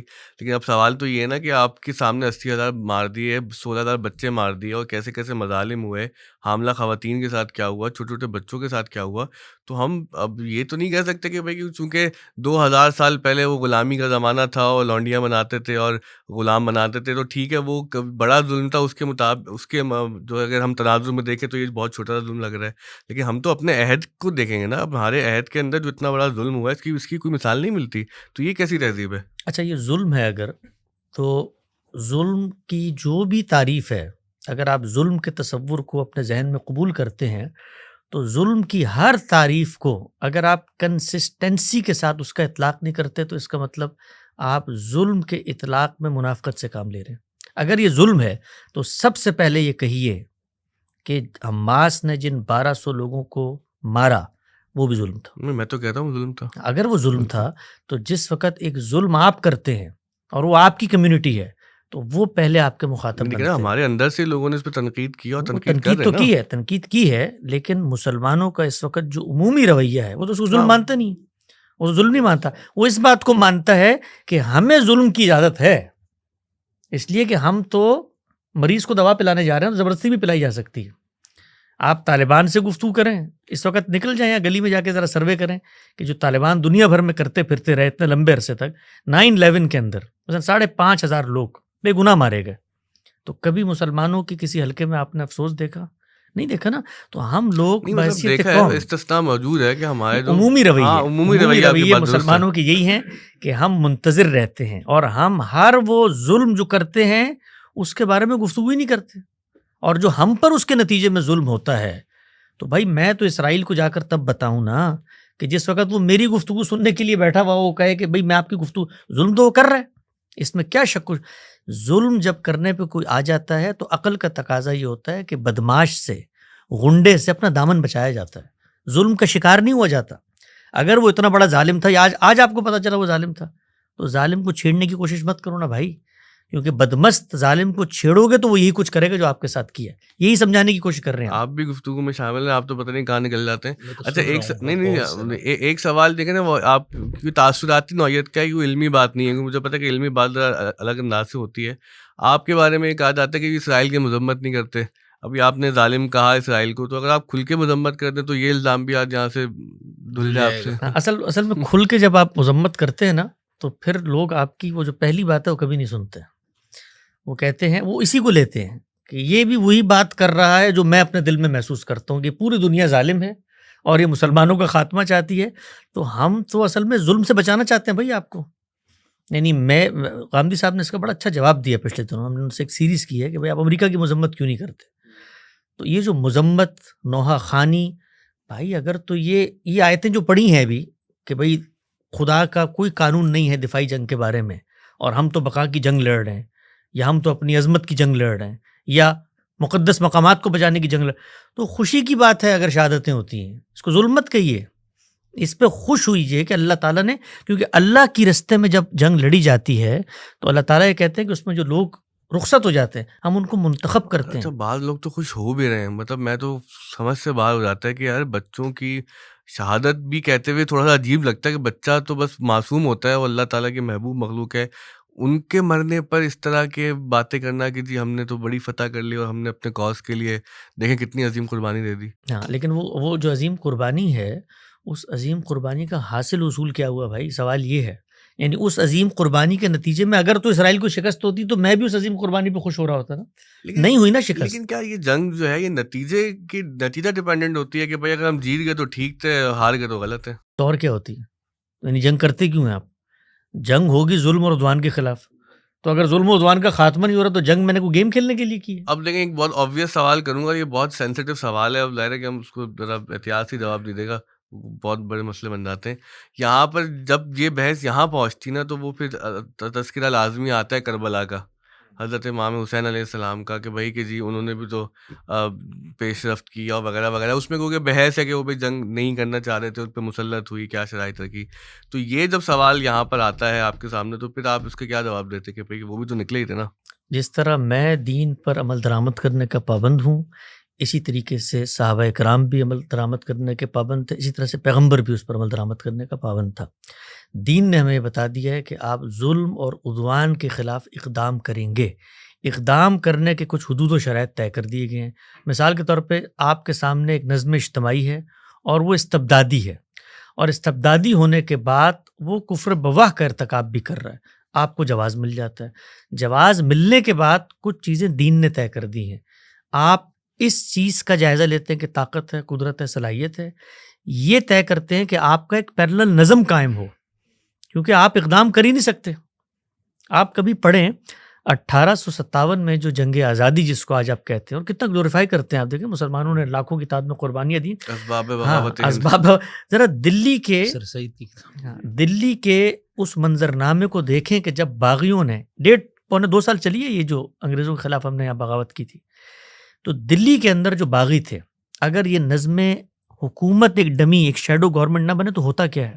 خود مسلمانوں کی جان مال آبرو کے ساتھ کیا ہوا دلی میں, اس لیے کہ جب آپ اسلحہ کسی کو دے دیتے نا اور اس کی کوئی تنظیم نہیں ہوتی, اس کے پیچھے کوئی اتھارٹی نہیں ہوتی, تو وہ خود اپنی راہیں تلاش کرتا ہے. آپس میں ان گروہوں نے خود ایک دوسرے کی گردنیں ماری. دلی کے اندر کچھ تو خون کا بازار گرم ہوا, مسلمانوں کی املاک لوٹی گئی. کون لوگ تھے؟ وہی مجاہدین تھے جو انگریزوں سے لڑ رہے تھے. تو شرائط ہیں کچھ دین نے طے کی ہیں. آپ کو ایک پیرلل گورنمنٹ بنانی ہے جس کا ایک امیر ہوگا, اس کی اطاعت کی جائے گی, آپ سرحدوں پہ جائیں گے اور جانے کے بعد آپ اقدام کریں گے.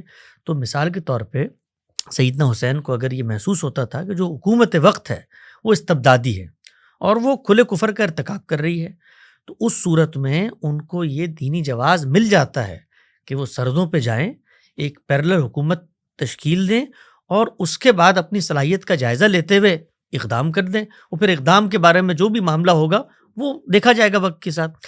لیکن ہم نے یہ دیکھا کہ جو کچھ انہوں نے کیا ہے یہ اس سطح کی کوئی بغاوت نہیں تھی, یہ اس سطح کا کوئی اقدام نہیں تھا. ان کو ایک علاقے کے لوگوں نے اپنی حمایت کا یقین دلایا ہے. وہ اس علاقے میں جا کر جائزہ لینا چاہتے تھے, اس سے زیادہ کچھ نہیں کرنا چاہتے تھے. جب وہ گئے ہیں, جو وقت کی حکومت ہے وہ تو اس جائزے کو بھی بغاوت پہ معمول کرے گی. اس نے وہی استبدادی رویہ اپنایا جو استبداد اپناتا ہے. لیکن اس موقع پر کیا ہوا, ان کا جو مکالمہ تاریخ کے اندر نقل ہوتا ہے کہ انہوں نے یہ کہا کہ میں تو اعلی کلمت اللہ کا جہاد کرنے جا رہا ہوں. جو 3 آپشن سامنے آئے ہیں وہ تو تاریخ کے دریچوں میں موجود ہے نا. تو ان کے اندر کوئی ایسی چیز نہیں تھی جس کو آج مسلمان اٹھا کے بات کر رہے ہوتے. اس میں تو یہ بھی مجھے سرحدوں پہ جانے دو, مجھے واپس جانے دو, یا مجھے اس جگہ پر جانے دو. یہ تینوں چیزیں ہیں. ان کے پاس جو دستاویزات تھے اس کے اندر کہتے ہیں کہ جی وہ قیدیوں کے نام تھے, وہ چھینے گئے, وہاں پر کیا صورت آئی, تاریخ کی بھول بھلائیاں ہیں, کیلو کال, ہمیں کچھ نہیں پتا کہ موقع کے اندر کیا صورتحال ہوئی. تو سیدنا حسین کا جو اقدام ہے وہ ایک پس منظر میں ہے. ان کے والد صاحب کا تنازع رہا اسی ڈائنیسٹی سے جن کے پاس اقتدار تھا. اس پس منظر میں 2 جنگیں ہو چکی تھیں, ان میں ہزاروں لوگ شہید ہو چکے تھے. ان کی انڈرسٹینڈنگ یہ تھی کہ اقتدار اہل بیت کے سپرد ہونا چاہیے. اس پس منظر میں وہ وہاں سے نکلے ہیں اور اس کے کچھ المناک نتائج جو سامنے آ گئے. اچھا شکری صاحب سوال تو کرنے تھے, آپ سے ایک جواب ہی لے لوں میں. شکری صاحب کو موقع دیں گے تو سوال کریں گے. موقع نہیں, میں نے کہا بات پوری ہو. نہیں ویسے جب ان کو موقع لینا ہو تو پھر لازمی کرتے گئے. پچھلے ایک پوڈ کاسٹ میں انہوں نے جو کرنا تھا وہ کر دیا. لیکن اس پہ معاہدے کی خلاف ورزی والی بھی تو بات کی جاتی ہے. ایک جواب آپ بھی دے دیں یار, مطلب ایسی تبرکن جواب دے دیں کہ امام حسین علیہ السلام کے بارے میں کہا جاتا ہے نا کہ وہ معاہدے کی خلاف ورزی جو تھی کہ یزید کی تخت نشینی نہیں ہوگی, معاہدہ تھا نا امام حسن سے, تو اس کے بارے میں کچھ فرما دیں. ہم تو کیا موقف ہے ان کا, موقف بیان کر دیں, اپنا نہ کریں. دوسروں کا موقف بڑا اچھا بیان کرتے ہیں, اپنا نہیں کرتے. ہمارا تو اس میں کوئی اس حوالے جو بھی موقف ہے وہ بیان کرتے ہیں. ہمیں امام عالی مقام امام حسین علیہ السلام کے اقدام سے متعلق تو کئی تعبیرات ہیں نا. خود شیعوں میں اس کی 8 سے 10 تعبیرات ہے کہ کیوں امام نے قدم اٹھایا, کیونکہ ہر تعبیر کے اوپر اعتراضات ہے. اور اہل سنت کے ہاں بھی 2 سے زائد تعبیرات ہے کہ امام کا یہ قدم کیا تھا. ایک تو وہ جو حسین الیاس صاحب نے بیان فرمایا, اور ایک دوسرا جو آپ بتا رہے معاہدہ والا, اور تیسرا اس کے اوپر مطلب کچھ لوگوں نے جو اسلامی حکومت وغیرہ کے جو جدوجہد کرنے والے وہ سب اسی کو لیتے. اور اس پہ غامدی صاحب نے وہ برہان میں ڈاکٹر اسرار صاحب کی نقد میں بڑا اچھا تفصیل سے اس کو بیان کیا ہے ان کا جو موقف ہے. تو اس طرح امام حسین کا تو اقدام کا کوئی نہیں. جب بھی یہ بحث حماس والی ہماری جب دلائل کے اختتام پہ پہنچتی نا, تو میرا تجربہ یہی رہا کہ وہ یہیں پہ بات آتی ہے. ہاں لیکن اس میں جو اصل سوال ہے وہ یہ کہ ذرا پوچھا جائے نا کہ وہ معاہدے کی کاپی کہاں ہے جس کو بنیاد بنا کر ایک پوری کی پوری عمارت تعمیر کی کاپی کہاں ہے اس کی. نہیں, وہ امام حسن علیہ السلام سے جو امیر معاویہ کا ہوا تھا وہ تو سب ہوا تھا. اس کی کوئی تاریخ کا مسلمہ دستاویزی ثبوت ہے جس کے اندر یہ شرط طے کی گئی ہو کہ اس وقت مثال کے طور پر ہم کمپرومائز کرتے ہیں, ہمارے والد صاحب کی جو خلافت تھی اس کا خاتمہ ہو گیا ہے, آپ لوگ اس جگہ پر آگے ہیں, اب آپ کا اقتدار آپ کی زندگی تک ہے, اس کے بعد یہ اقتدار ہمارے سپرد کر دیں. میرے لحاظ سے اگر سیدنا امیر معاویہ یہ معاہدہ کرتے یہ خود خلاف اسلام ہوتا. ان کو یہ حق ہی نہیں تھا کہ وہ اپنے بعد کسی کو اقتدار سپرد کرنے کا معاہدہ کر لیں. معاہدہ یہ نہیں تھا کہ ان کے جو ہے نہیں, وہ معاہدہ پایا کہاں جاتا ہے؟ اس میں معاہدے میں یہ نہیں تھا کہ وہ اس کے بعد اپنے بیٹے یا کسی کو نہیں بنائے, اپنے بیٹے میں سے نہیں. میں تو دیکھیں معاہدہ تو یہ تھا نا. سوال سب سے پہلا سوال ہے, دیکھیں جس وقت ہم کسی چیز کو بنائے استدلال بناتے ہیں, اس بنائے استدلال کو میرے اور آپ کے درمیان مشترک پوائنٹ آف ریفرنس بننا چاہیے. سب سے پہلے تو وہ معاہدہ ذرا لے کر آئیں, اس کو میں اس معاہدے کو دیکھوں گا, وہ کہیں لکھا ہوا موجود ہو, اس پر دونوں کے دستخط ہوں, اس کے حدود و شرائط متعین ہوں, اس کی تفصیلات پر تو بعد میں بات ہوگی نا. وہ ہے پایا کہاں جاتا ہے بھائی؟ ہے نا معاہدہ تمام تاریخ کی کتابوں نہیں, وہ تاریخ کی کتابوں میں جو معاہدہ موجود ہے اس کے 10 کیلو کال ہیں, ان پر 10 باتیں ہیں. وہ تو تاریخ کی ہر چیز پہ اس کا مطلب یہ, اس کا مطلب یہ نہیں, پھر اس کا مطلب مثلا کیا کیلو کال, مثلا یہ جو بات ہے, یہ جو بات ہے صلح حسن کی جو بات ہے, اس کے اندر یہ نقطہ کہ اقتدار آگے بیٹے کے پاس نہیں جائے گا اور آپ کے حوالے کیا جائے گا, یہ کوئی آپ کے حوالے میں جو طریقہ تھا اس دور میں شورا کے ذریعے یہ نظم اجتماعی کا فیصلہ ہوگا, یہ کوئی مسلمہ اسٹیبلش حقیقت ہی نہیں ہے. آپ اس پر, میں طالب علم کے طور پہ جب میں نے اس پر غامدی صاحب سے گفتگویں کی, سیریز کی, میں نے خود بطور طالب علم کے معاہدہ ڈھونڈنے کی کوشش کی کہ بھئی کوئی متفق علیہ معاہدہ ہے ہمارے پاس جس کی بنیاد پر آج کے دور میں, مثال کے طور پہ میثاق جمہوریت ہوا ہے, بھئی لکھا ہوا دستاویز موجود ہے, اس کی کوئی 2 انٹرپریٹیشن نہیں ہو سکتی. یہ جو معاہدہ ہے جس کی بنیاد پہ یہ معاہدہ پایا کہاں جاتا ہے, اس کی کوئی مسلم, کیونکہ معاہدے کے بارے میں یہ نہیں ہو سکتا کہ آپ کے پاس دوسرا معاہدہ میرے پاس دوسرا معاہدہ, اس کا مطلب وہ تو تاریخ کی کلو کال میں گم ہو گیا نا. معاہدے کو مسلمہ تاریخی دستاویز بننا چاہیے. وہ دستاویز کہیں پائی جاتی ہے؟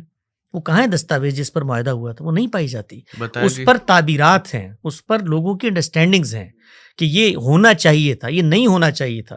تو اس طرح کی جو چیزیں, میں تو اس کو مان لوں ایک سیکنڈ کے لیے, میں تو اس امکان کو بھی اگر مان لوں کہ اس معاہدے میں لکھا ہوا تھا کہ جی اس وقت ہم کریں گے اور ہمارے بات کوئی نہیں کرے گا, تو ہر دنیا کا جو معاہدہ ہوتا ہے, اب یہ کہیں گے کہ ہمارے دل میں اتنی زیادہ ان کی محبت جاگ گئی ہے کہ اس کی بھی تعبیر, لیکن حقیقت یہی ہے دنیا میں جب بھی آپ کو معاہدہ سیدھا ناسبیت کہنا امیر شام کے بڑے اس کے لیے ایک لفظ ہے ناسبی, دنیا کا وہ سخت اس لیے نہیں بولا. دیکھیے دنیا میں جب بھی کوئی معاہدہ کیا جاتا ہے نا, اس میں 2 چیزیں دیکھی جاتی ہیں, ورنہ وہ معاہدہ نل اینڈ وائٹ ہو جاتا ہے. یہ بتایا نا کہ معاہدہ کوئی ریٹن ہے, یہ وربل معاہدہ تھا, کیا تھا؟ شیان معاویہ والے کو بالکل ہی انکار کرے تو اب کیا کیا نہیں, آپ ریٹن دستاویز ان سے مانگ رہے جن کی پوری روایت سینہ بسینہ کھڑی ہوئی.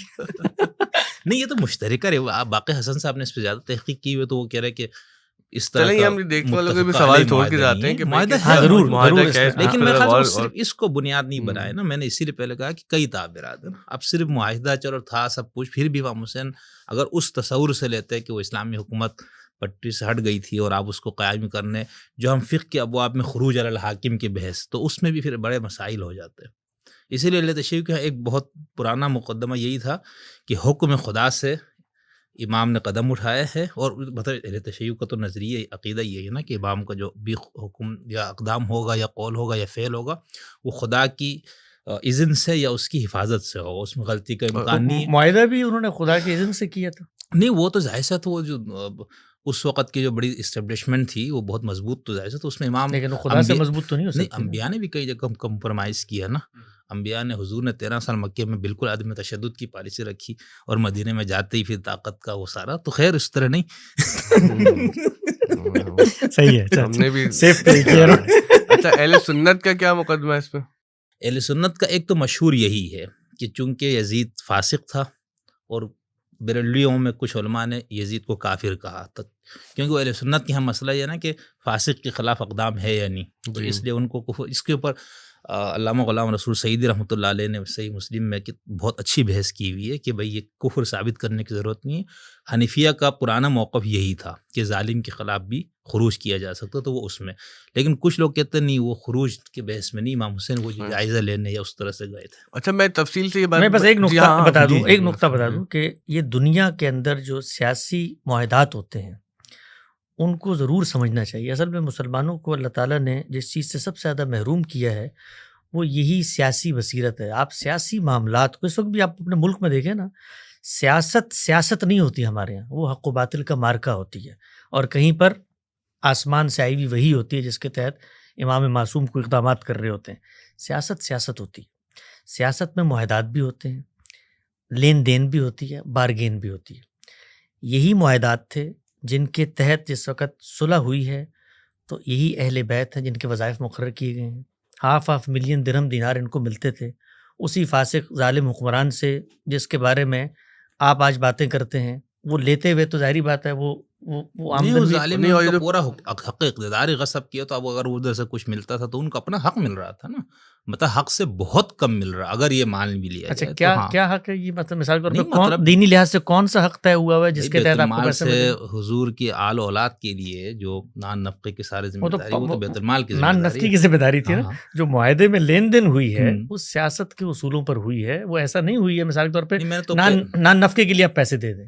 اس میں لاکھوں درہم دینار باقاعدہ جا کے وصول کیے جاتے تھے. اس میں اب انہوں نے بات کی اس کی ریسیونگ تاریخ میں ملتی ہے اس طرح سے جیسے اس کی ریسیونگ اسی طرح ملتی ہے جیسے معاہدہ ان کے پاس ہے. یعنی وہ بالکل یہی چیز دو باتیں نل اینڈ وائڈ ہو گئی. نہیں اصل میں تو یہ سب خدائی فیصلہ ہے نا. خدائی فیصلے میں تو انسان کا اختیار نہیں ہے. اب یہی قدم امام حسن علیہ السلام اٹھاتے تو ان کربلا پہلے ہونا تھا, چونکہ خدا نے طے کیا ہوا تھا یہ سارا کچھ, تو اس لیے بات میں. اور یہی قدم اگر سیدہ عائشہ کی شہادت کی صورت میں جنگ جمل میں سامنے آ جاتا تو یہ پوری کہانی ازواج مطہرات کی طرف سے پیش کی جاتی جس میں دوسری طرف دوسرا فریق کھڑا ہوتا. اقدام تو ہوا تھا, 12-15 ہزار لوگ تو مر گئے تھے, سیدہ محفوظ رہیں, لیکن اگر ان کے ساتھ ہی ہو جاتا, جنگ تو ہوئی نا بھائی, نبی صلی اللہ علیہ وسلم کی زوجہ محترمہ کے ساتھ جنگ کا معاملہ تو ہوا, تو تیر اگر ان کے سینے میں لگ جاتا, امکانات تو موجود تھے, تو آج ہم دوسری تعبیرات کر رہے ہوتے. ایک آخری بس میں نقطے کی بات کر دوں معاہدے کے بارے میں, چونکہ آپ نے بات کی ہے. ہر سیاسی معاہدہ 1 منٹ کے لیے مان لے کہ یہ لکھا گیا تھا کہ جی اس وقت اقتدار ہمارے سپرد ہے, اس کے بعد ہم آپ کو دے دیں گے یا مشورے کے ذریعے جس کو بھی ملنا چاہے مل جائے. ہر سیاسی معاہدہ وہ حالات اور واقعات کا پابند ہوتا ہے. ہمارے یہاں تو یہاں پر ایک تعبیر مذاق بن گئی کہ وعدے قرآن و حدیث نہیں ہوتے. ہمارے صدر صاحب نے کہا تھا, آصف علی زرداری صاحب نے کہا تھا, مرد حر آصف علی زرداری صلی اللہ تعالی, یہ انہوں نے ایک بات کی تھی. یہ بات اگر آپ علل اطلاق کہیں, اپنی ساری پچھلی باتوں, میرے مرشد سیاسی مرشد میں ایک بات کہنا چاہتا ہوں. یہ بات اگر آپ علل اطلاق کہیں تو بظاہر لگتا ہے کہ یہ تو ایک شخص ایفائے عہد کے بنیادی اخلاقی تصور کی نفی کر رہا ہے. لیکن شاید آپ لوگوں کے لیے بات تھوڑی سی بھاری ہو, لیکن ہر دفعہ آپ کے پوڈ کاسٹ میں 1-2 بھاری باتیں کر کے میں چلا جاتا ہوں, پھر 2-3 سال بھکتتا رہتا ہوں. وہ یہ ہے کہ یہ بات اپنی حقیقت میں یا اپنے وزڈم میں ایک وزن اور ایک جگہ رکھتی ہے.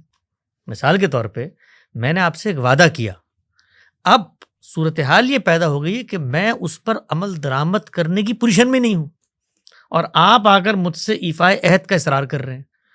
تو یہ جو بات ہے, تو یہ بات یوں نہیں ہے کہ یہ مثال کے طور پہ کوئی پتھر پہ لکیر تھی جو خدا تعالیٰ کا لکھا. بھائی میں انسان تھا, میں نے اپنے حالات و واقعات میں آپ سے ایک معاہدہ کیا.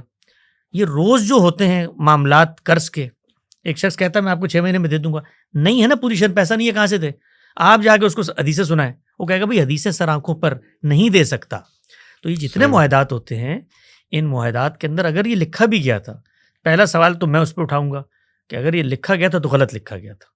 کوئی حق نہیں ہے کسی حکمران کو کہ بعد میں آنے والوں کا فیصلہ کر کے جائے. جب وہ یہ فیصلہ نہیں کر سکتا کہ میرا بیٹا آئے گا, تو پھر اس کو یہ حق بھی نہیں ہے کہ وہ کسی اور کے حق میں فیصلہ کرے. یہ نہیں تھا معاہدہ کہ بھائی کس کو بنایا جائے گا, معاہدہ یہ تھا کس کو نہیں بنایا جائے گا. یہ تو ٹھیک تھا نا. نہیں, یہ بھی اگر وہ کرتا ہے, یہ تو ملوکیت کی بنیاد رکھی جاتی تھی. دونوں باتیں کہی جاتی ہیں معاہدے کی جو روایتیں ہیں اس میں, دونوں باتیں کہی, یعنی دونوں ورژن ہیں. ہاں, اس لیے کہ اب جب معاہدے کو آپ پڑھیں گے انشاءاللہ پوڈ کاسٹ کے بعد, تھوڑا سا ماحول کو لائٹ کرنے کے لیے میں آپ کو شعر سناتا ہوں. وہ مرد حر صاحب والے مسئلے پہ, اور کسی مسئلے پہ نہیں سنا رہا میں, کہ تیرے وعدے پر جیے ہم تو یہ جان جھوٹ جانا کہ خوشی سے مر نہ جاتے اگر اعتبار ہوتا. اچھا یہ دیکھیں, گفتگو میں اس لیے کھل کے کر رہا ہوں کیونکہ پہلے مجھے لگتا تھا کہ ہمیں یہ باتیں نہیں کرنی چاہیے, لیکن میرا تجربہ یہ ہے کہ جو ہماری نوجوان نسل ہے نا, وہ انہی باتوں کے زیر اثر ایسے رستوں پر نکل جاتی ہے جو ان کے لیے بھی بہت نقصان دہ ہوتے ہیں, ان کے گھر والوں کے لیے بھی نقصان دہ ہوتے ہیں. آپ نے, ہم نے سب نے اپنے معاشرے میں وہ نوجوان دیکھے ہیں کہ جو گمراہ ہوئے ان قسم کے نعروں اور اس قسم کے بحثوں میں, اور انہوں نے بہت انتہائی اقدام اٹھایا اور جو بہت ہی مہلک ثابت ہوئے. سوال جو میں کرنا چاہ رہا ہوں وہ جہاد کے متعلق ہے آپ سے نا، کیونکہ یہ ساری بحث کہیں نہ کہیں اس جہاد والے مسئلے سے جڑی ہے. آپ لوگوں کے فکر پر اگین ایک یہ چارج ہے کہ بھئی آپ لوگوں نے جہاد کو تقریباً معطل ہی کر دیا ہے اور بالکل لوگوں کو ایسا سبق سکھا ہم تو دیا ہے کر رہے ہیں، مولویوں کے خلاف روزانہ جہاد کرتے ہیں. ہماری تو پوری فکر ہی جہاد ہے.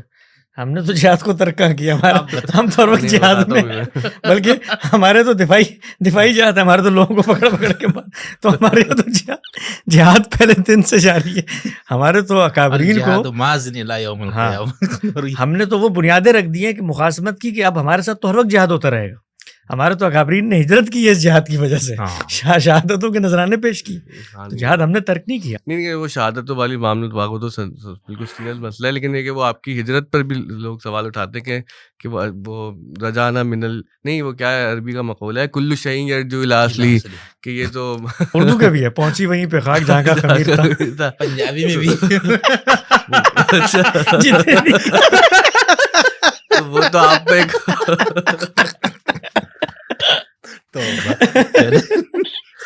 تو عالمگیر صداقت ہے، انسانیت کا مشترک حافظہ ہے یہ. نہیں وہ تو پھر ایک بہت بڑا چارج ہو گیا نا کہ بھائی کہ یہ لوگ تھے ہی مغرب پسند. ابھی جہاد والا سوال اس کے بعد کرتا ہوں، چلے پہلے اس کا جواب دینا کہ تو ہجرت کر کے تو فائدہ اٹھایا آپ نے، نقصان تو پیچھے ہم نے تو چلو والوں نے اٹھایا. ہم نے تو ہجرت کر کے فائدہ اٹھایا. یہ جو 10 سال مغرب کی آغوش میں بیٹھ کے عالمی استعمار کی بی ٹیم بن کے افغانستان میں جہاد کر کے آپ نے فائدہ اٹھایا. اس وقت مغرب مشرق کی قید نہیں تھی، اس وقت تو حدیثیں سنائی جاتی تھی کہ اللہ تعالیٰ تو فاسق سے بھی دین کا کام لے لیتا ہے. تو بھائی بات یہ ہے کہ وہ مغرب جس وقت آپ کے پاس آ جائے تو اس وقت تو وہ مغرب کی ذرا دیکھیں، وہ یوٹیوب پہ ویڈیوز موجود ہیں. وہ جو CIA کا ہیڈ ہے، وہ یہ جو کیمپ ہے وہاں کھڑے ہوئے نعرہ تکبیر لگا رہا تھا اور اس پہ اللہ اکبر کہتے ہوئے تو مغرب کے دنیا کے خدا پرستو ایک ہو جاؤ کا نعرہ پہ وہ سب تھا. اچھا وہ جہاد والا سوال یہ تھا کہ جو آپ کا نظریہ قانون اتمام حجت، لیکن مثلا حامدی صاحب تو یہاں سے دیکھنا بیچارے، پہلے یہاں سے ملائیشیا، وہاں کتنا 10 سال رہے، پھر اس کے بعد ادھر سے تو ایسا نہیں کہ یہاں ڈائریکٹ نہیں پہنچے، مطلب ہاں اس طرح نہیں میرا خیال سے. نہیں میں سوال، اور وہاں پر زیادہ آزادی ہے بولنے کی، لکھنے کی، ہاں سب وہ کچھ بات ملائیشیا اور اس ممالک میں پھر بھی کچھ وہ ہم پچھلے پوڈ کاسٹ والی باتیں کر چکے ہیں. مسلمانوں کو تو مسلمانوں کو اس پہ کوئی اعتراض نہیں ہونا چاہیے، اس لیے کہ ان کی نظر میں تو پوری دنیا اللہ نے ان کے لیے بنائی ہے. تو مغرب بھی انہی کا ہے، تو چین بھی ان کا ہے، مغرب بھی ان کا ہے، ہر چیز اس کا ہے. تو ان کو تو خوش ہونا چاہیے کہ یہ مسلمان پہلے سے وہاں جا کر آباد ہو گئے، جس کو ہم نے فتح کرنا ہے تو ہمیں یہ وہاں پر مدد تائید دیں گے.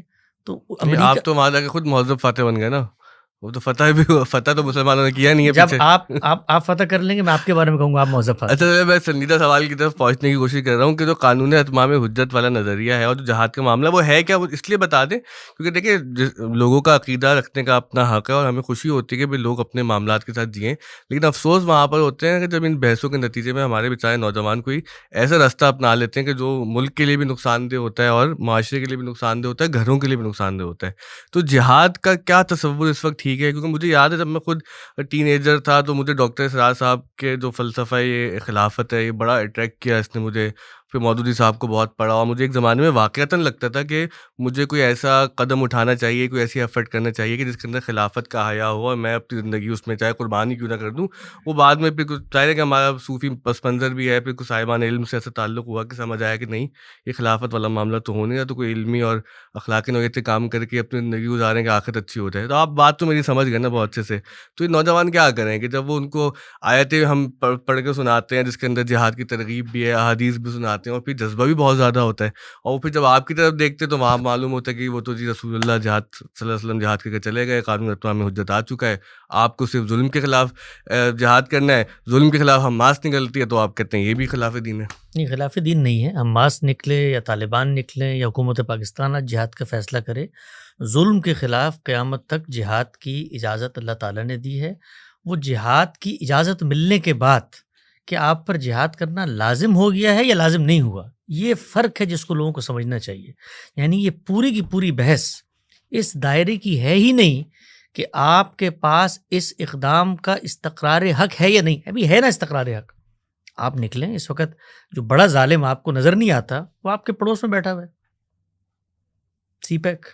وہ وہاں پر مسلمانوں کے ساتھ جو معاملات کرتے ہیں اس کے لیے تو آواز بھی نہیں نکلتی. انہی ملکوں میں بیٹھ کے کچھ نہیں ہوتا.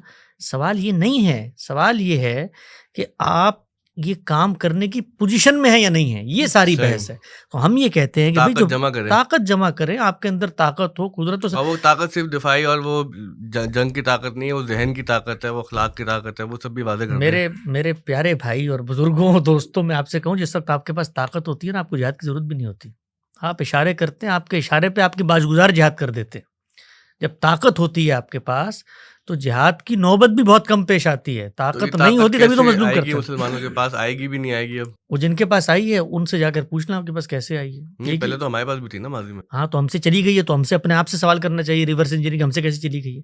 بھائی دنیا کے اندر اس وقت، میں نے پچھلے دنوں بھی کہا تھا، امریکہ کو آپ 1000 گالیاں دیں، ٹھیک ہے نا، جو کچھ کہنا چاہتے ہیں کہیں. حقیقت یہ ہے کہ دوسری جنگ عظیم، ایک بڑی اچھی سیریز ہے نیٹ فلکس پہ، لوگوں کو دیکھنی چاہیے، چرچل کے حوالے سے، کہ دوسری جنگ عظیم میں چرچل کا جو منصوبہ تھا وہ کیسے کامیاب ہوا. آپ اس کو دیکھیں، انہوں نے چرچل کی زندگی کے مسلمہ تاریخی حقائق کو سامنے رکھ دیا. اور اس وقت امریکہ کے اپنے اندر جو بڑے کلاسیفائڈ ڈاکومنٹس تھے وہ پبلک ہو گئے. اس پورے عہد کی تاریخ آپ کے سامنے ہے. یعنی یہ طے تھا، یہ دیوار پہ لکھی ہوئی حقیقت نظر آ رہی تھی برطانیہ عظمیٰ کو کہ ہماری شکست ہونے والی ہے. امریکہ کے پاس وہ گئے ہیں، اور یہ چرچل کی غیر معمولی شخصیت تھی جس نے امریکیوں کو آمادہ کر لی، کیونکہ امریکہ جو ہے ان تمام بحثوں سے غیر متعلق ہو کے وہاں پر آباد. وہ خود اس پرسیکیوشن کا شکار تھے، ان کو اس سے کوئی لینا دینا نہیں تھا. اور ان کے یہاں جو سب سے بڑی مزاحمت تھی، وہ مزاحمت یہ تھی کہ یہ جو کالونی انہوں نے بنائی ہوئی ہے دنیا بھر میں، یہ حملے کرتے ہیں، طاقت کرتے ہیں. وہاں پر جان لاک کا فلسفہ آزادی، حریت یہ پیدا ہو گیا تھا. وہ کچھ مہذب بن رہے تھے. جب ہم کہتے ہیں نا مہذب، اس پس منظر میں کبھی غور کیجئے گا اس پر کہ ہمیں جو بر صغیر میں آزادیاں ملی ہیں اس کے پیچھے بھی امریکہ کا ہاتھ ہے. جس وقت یہ چرچل وہاں گئے ہیں اور وہاں جا کر انہوں نے مدد امداد طلب کی ہے، کیا کیا چیزیں منوائی ہیں امریکیوں نے برطانیہ عظمیٰ سے. اس میں بڑی اہم چیز ہے کہ آپ نے اس شرط پہ ہم مدد کر رہے ہیں کہ یہ جو کالونیاں بنائی ہوئی ہیں دنیا بھر میں، ان کا خاتمہ کریں گے. اور وہ مدد کرنے کی پوزیشن میں کیسے آئے؟ اس لیے کہ انہوں نے 200 سال اپنے اوپر محنت کی. میں جس شہر میں رہتا ہوں نا، اس کا نام ہے ڈیلس، اس کے ایئرپورٹ کا نام ہے DFW، Dallas Fort Worth airport. Airport بیچ میں ہے، ایک طرف ڈیلس ہے، ایک طرف فورتھ ورتھ ہے. فورتھ ورتھ وہ جگہ ہے کہ جہاں پر جہاز سازی ہوتی تھی. دوسری جنگ عظیم کے پورے دورانیے میں امریکہ نے 3 لاکھ جہاز بنا کر ان قوتوں کو دیے. 3 لاکھ جہاز بنا کر. اس زمانے میں کہا جاتا ہے کہ امریکہ کے ہر گھر اس جنگ کے دفاعی سامان بنانے میں لگا ہوا تھا. اتنا ان کے پاس مال تھا. ٹریلینز آف ڈالر اس زمانے میں انہوں نے دیے، اپنے GDP کا بڑا حصہ دے دیا. وہ دینے کے بعد وہ عالمی فاتح بنا ہے. وہ عالمی فاتح ایک دن میں نہیں بنا، اس کے پیچھے تصور ہے. لوگوں کو خود مختاری دی ہے، وہاں پر جمہوری روایات پروان چڑھی ہیں، قانون کی حکمرانی کی بات کی گئی ہے. اس سے معیشت مضبوط ہوئی ہے، انوینشن ہوئی ہے، علم اور اخلاق میں بہتری پیدا ہوئی، اس سے طاقت ملی ہے. وہ طاقت آج فیصلے کر رہی ہوتی ہے. آپ کو فیصلے کروانے ہیں نا. آپ کا جہاد اللہ تعالیٰ نے کہا قیامت تک جاری رہے گا. وہ بھائی طاقت حاصل کر کے جہاد کر لو نا یار. یعنی یہ تو کہیں اللہ نے نہیں منع کیا کہ طاقت، لیکن طاقت حاصل کرنے میں چونکہ محنت کرنی ہے، اس میں عمریں لگیں گی. یہاں تو آپ جائیے. مجھے ایک زمانے میں یاد ہے، ایک لڑکا یہاں اسی آپ کے محلے کے قریب ایک والد صاحب لے کر آئے، برطانیہ سے پڑھ کے آیا ہوا تھا، بڑا جدید پڑھا لکھا، اور اس کے جسم پہ ٹیٹوز تک موجود تھے، لیکن دینی لحاظ سے تبدیل ہو گیا. تو وہ جہاد پہ جانا چاہتا تھا. یہ پاکستان کے قبائلی علاقوں میں جو جہاد ہو رہا ہے. تو میری اس سے گفتگو ہوئی، بات چیت ہوئی. تو میں نے اس کی پہلے وہی تقریر سنی جو دنیا بھر میں کی جاتی ہے، مسلمانوں کو مظلومیت ہے، اور مغرب کی قید میں اگر ایک عورت ہو تو مشرق سے مغرب تک فلاں عالم نے لکھا ہے جہاد فرض ہو جاتا ہے، اور یہ اور وہ، اور جہاد ماضی یوم القیامہ، سب اس نے کہانی اور سب کچھ اس نے سنایا. تو سنانے کے بعد میں نے اس سے پوچھا، یار آپ کے تو ماشاءاللہ بہت زیادہ علم اور مطالعہ ہے، کیا کبھی آپ نے جہاد سے متعلق قرآن مجید کی ہدایات کو پڑھا ہے؟ یعنی کبھی قرآن مجید کھول کے دیکھا ہے کہ جس میں اللہ تعالیٰ یہ کہہ رہے ہیں کہ اپنے ہاتھ کو قتال سے روکے رکھو. ابھی یہ اگر آپ دیوبندیت میں تھے، ادھر آ گئے تھے؟ میں اس وقت برزخ میں کھڑا ہوا. میں نے کہا دیوبندیوں کو لگتا تھا میں دیوبندی ہوں اور ان کو لگتا تھا میں ان کے ساتھ ہوں. ٹھیک. وہ کیا تھا، کچھ مسلمان ہوں کچھ منافق ہوں، اپنے ماحول کے مطابق ہو. تو اس کی یہ صورتحال تھی. تو اس کو میں نے کہا تم نے قرآن مجید پڑھا یار اس بارے میں؟ یعنی اللہ تعالیٰ جب یہ کہہ رہے ہیں کہ اپنے ہاتھوں کو روکے رکھو اس وقت قتال سے، تو اس وقت اگر آج کے دور کے مسلمان ہوتے، اللہ میں سے لڑ رہے ہوتے بنی اسرائیل کی طرح. یہ کیا بات کر دی آپ نے؟ مطلب یہ کہ یہ تو بزدلی کی علامت ہے، اپنے ہاتھوں کو روکو. بھائی ہم نے تو آگے مر جانا، ہم تو آخرت کے لیے جی رہے ہیں. اللہ کہہ رہے ہیں ہاتھوں کو روکے رکھو. تو یہ جو ہم بسا اوقات یہ اللہ پر چھوڑ رہے تھے. مجھے ایک لطیفہ یاد آ رہا ہے, کل بھی ان سے گفتگو ہوئی. وہ ایک زمانے میں ایک خاتون اپنے شوہر کو غامدی صاحب کے پاس لے کر آئیں اور ان سے انہوں نے کہا کہ یہ ہر چوتھے روز تبلیغ میں چلے جاتے ہیں, کبھی دیکھو چلہ کبھی سروزہ, پیچھے کی کوئی فکر ہی نہیں ہے ان کو. تو غامدی صاحب نے ان سے گفتگو کی, ان سے بات چیت کی, ان سے پوچھا کہ بھائی آپ کیا روز اٹھ کے چلے جاتے ہیں, پیچھے کا کیا ہوگا؟ انہوں نے کہا پیچھے کا اللہ حافظ ہے. تو غامدی صاحب نے کہا یہ اللہ اپنے کام کے لیے تو آپ کو لے کے جا رہا ہے اور پیچھے اللہ خود بیٹھ جائے گا. یعنی اللہ کا اپنا کام آپ کو نکالے بغیر نہیں ہوتا اور پیچھے اللہ کے حوالے. تو ہمارے ہاں یہ جو صورتحال ہے, ہم اللہ کا کام کرنے جا رہے ہیں اور پیچھے اللہ کے حوالے کر کے جا رہے ہیں کہ اللہ فتح دے. فتح و شکست کے کچھ دنیا میں مسلمات ہیں, وہ اللہ تعالیٰ کی جب تائید آئی ہے نا. اب یہ دیکھیں, لوگ دیکھتے نہیں ہیں, قرآن مجید کو پڑھتے نہیں ہیں کہ اللہ کی تائید بدر کے اندر آئی ہے, فرشتے قطار اندر قطار اترے ہیں, صحابہ کے اقدام کو وہ کہتے ہیں کہ قتال زمین پہ ہوا ہے لیکن کیا آسمان والے نے ہے, اور مچھلیوں کے ڈھیروں کی طرح ان لوگوں کی لاشیں وہاں پر پڑی ہوئی تھی. اس تائید و نصرت کے باوصف قرآن مجید نے کہا اس وقت اس پوزیشن میں نہیں ہوگا قتال کر سکو, پہلے اپنی پوزیشن مضبوط کرو. تو یہ قدسیوں کی جماعت صحابہ کرام جن کے پیچھے حکومت الہی ہے کہ خدا کی تائید و نصرت کا قانون کھڑا ہوا ہے, وہاں پر قرآن مجید آپ کو روکتا ہے کہ بھائی کچھ موازنہ ہونا چاہیے. ہماری صورتحال دیکھیں, یعنی جو لڑنے جا رہے ہیں اسلحہ بھی ان کا اپنا نہیں ہے, اسلحہ بھی ارد گرد کی ریاستوں سے دیسی ساختہ آتا ہے. جو دوست نے مجھے حالیہ دنوں میں کہا کہ نہیں حماس کا جو جتنا اسلحہ تھا انہوں نے لوکلی پروڈیوس کیا ہوا تھا. اب میرے پاس تو اس کی کوئی سند نہیں ہے اس بات کی. تو اس کا مطلب تو یہ ہے کہ اگر اس بات کی تائید ہو جاتی ہے تو پھر تو جو کچھ اسرائیل نے کیا اس کے بہت واضح قرائن و شواہد سامنے آ جاتے ہیں. یہ چیز کہ حماس ایک پولیٹیکل جدوجہد ہے, لوگوں نے اس کا انتخاب کیا ہے, وہ تو اس خطے میں رہتے ہیں, اس کا مطلب وہ تو برسر جنگ تھے. یعنی اس پورے عرصے میں, جس عرصے میں دنیا کو یہ دھوکہ رہا اور پی ایل او کو اربوں ڈالر کی امدادیں دی جاتی رہیں, وہ امداد دنیا سے جھوٹ بول کر بجائے صحت کے معاملات پہ, تعلیم کے معاملات پہ خرچ کرنے کے حماس وہاں پہ اسلحہ بنا رہی تھی.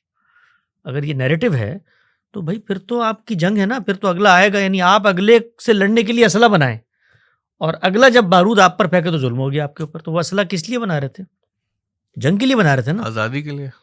ہو گئی آزادی, اچھی بات. آخری سوال ہے کوئی آپ کے پاس؟ ہاں نہیں, اس میں ایک مجھے غلط الجھن ہو رہی, ہو سکتا ہے کسی سننے والے کو بھی ہو, تو ایک وہ میں سوال کروں. لیکن اس سے پہلے آپ نے یہ چائنا کی 2 مرتبہ مثال دی اور ایغور کے مسلمان, یہی ایغور والے بیگر کہتے ہیں انگریزی میں, اردو میں ویسے کہتے ہیں. ہاں, تو وہ اس پہ یہ بھی کچھ لوگوں کا یہ کہنا ہے کہ یہ بھی امریکہ کا پروپیگنڈا ہے اور ایسا کچھ نہیں ہے. تو ہم تو بہرحال ہم تو اللہ کا شکر ہے اس طرح کی چیزوں کو اتنا مطلب کسی اس تناظر میں دیکھ نہیں سکتے.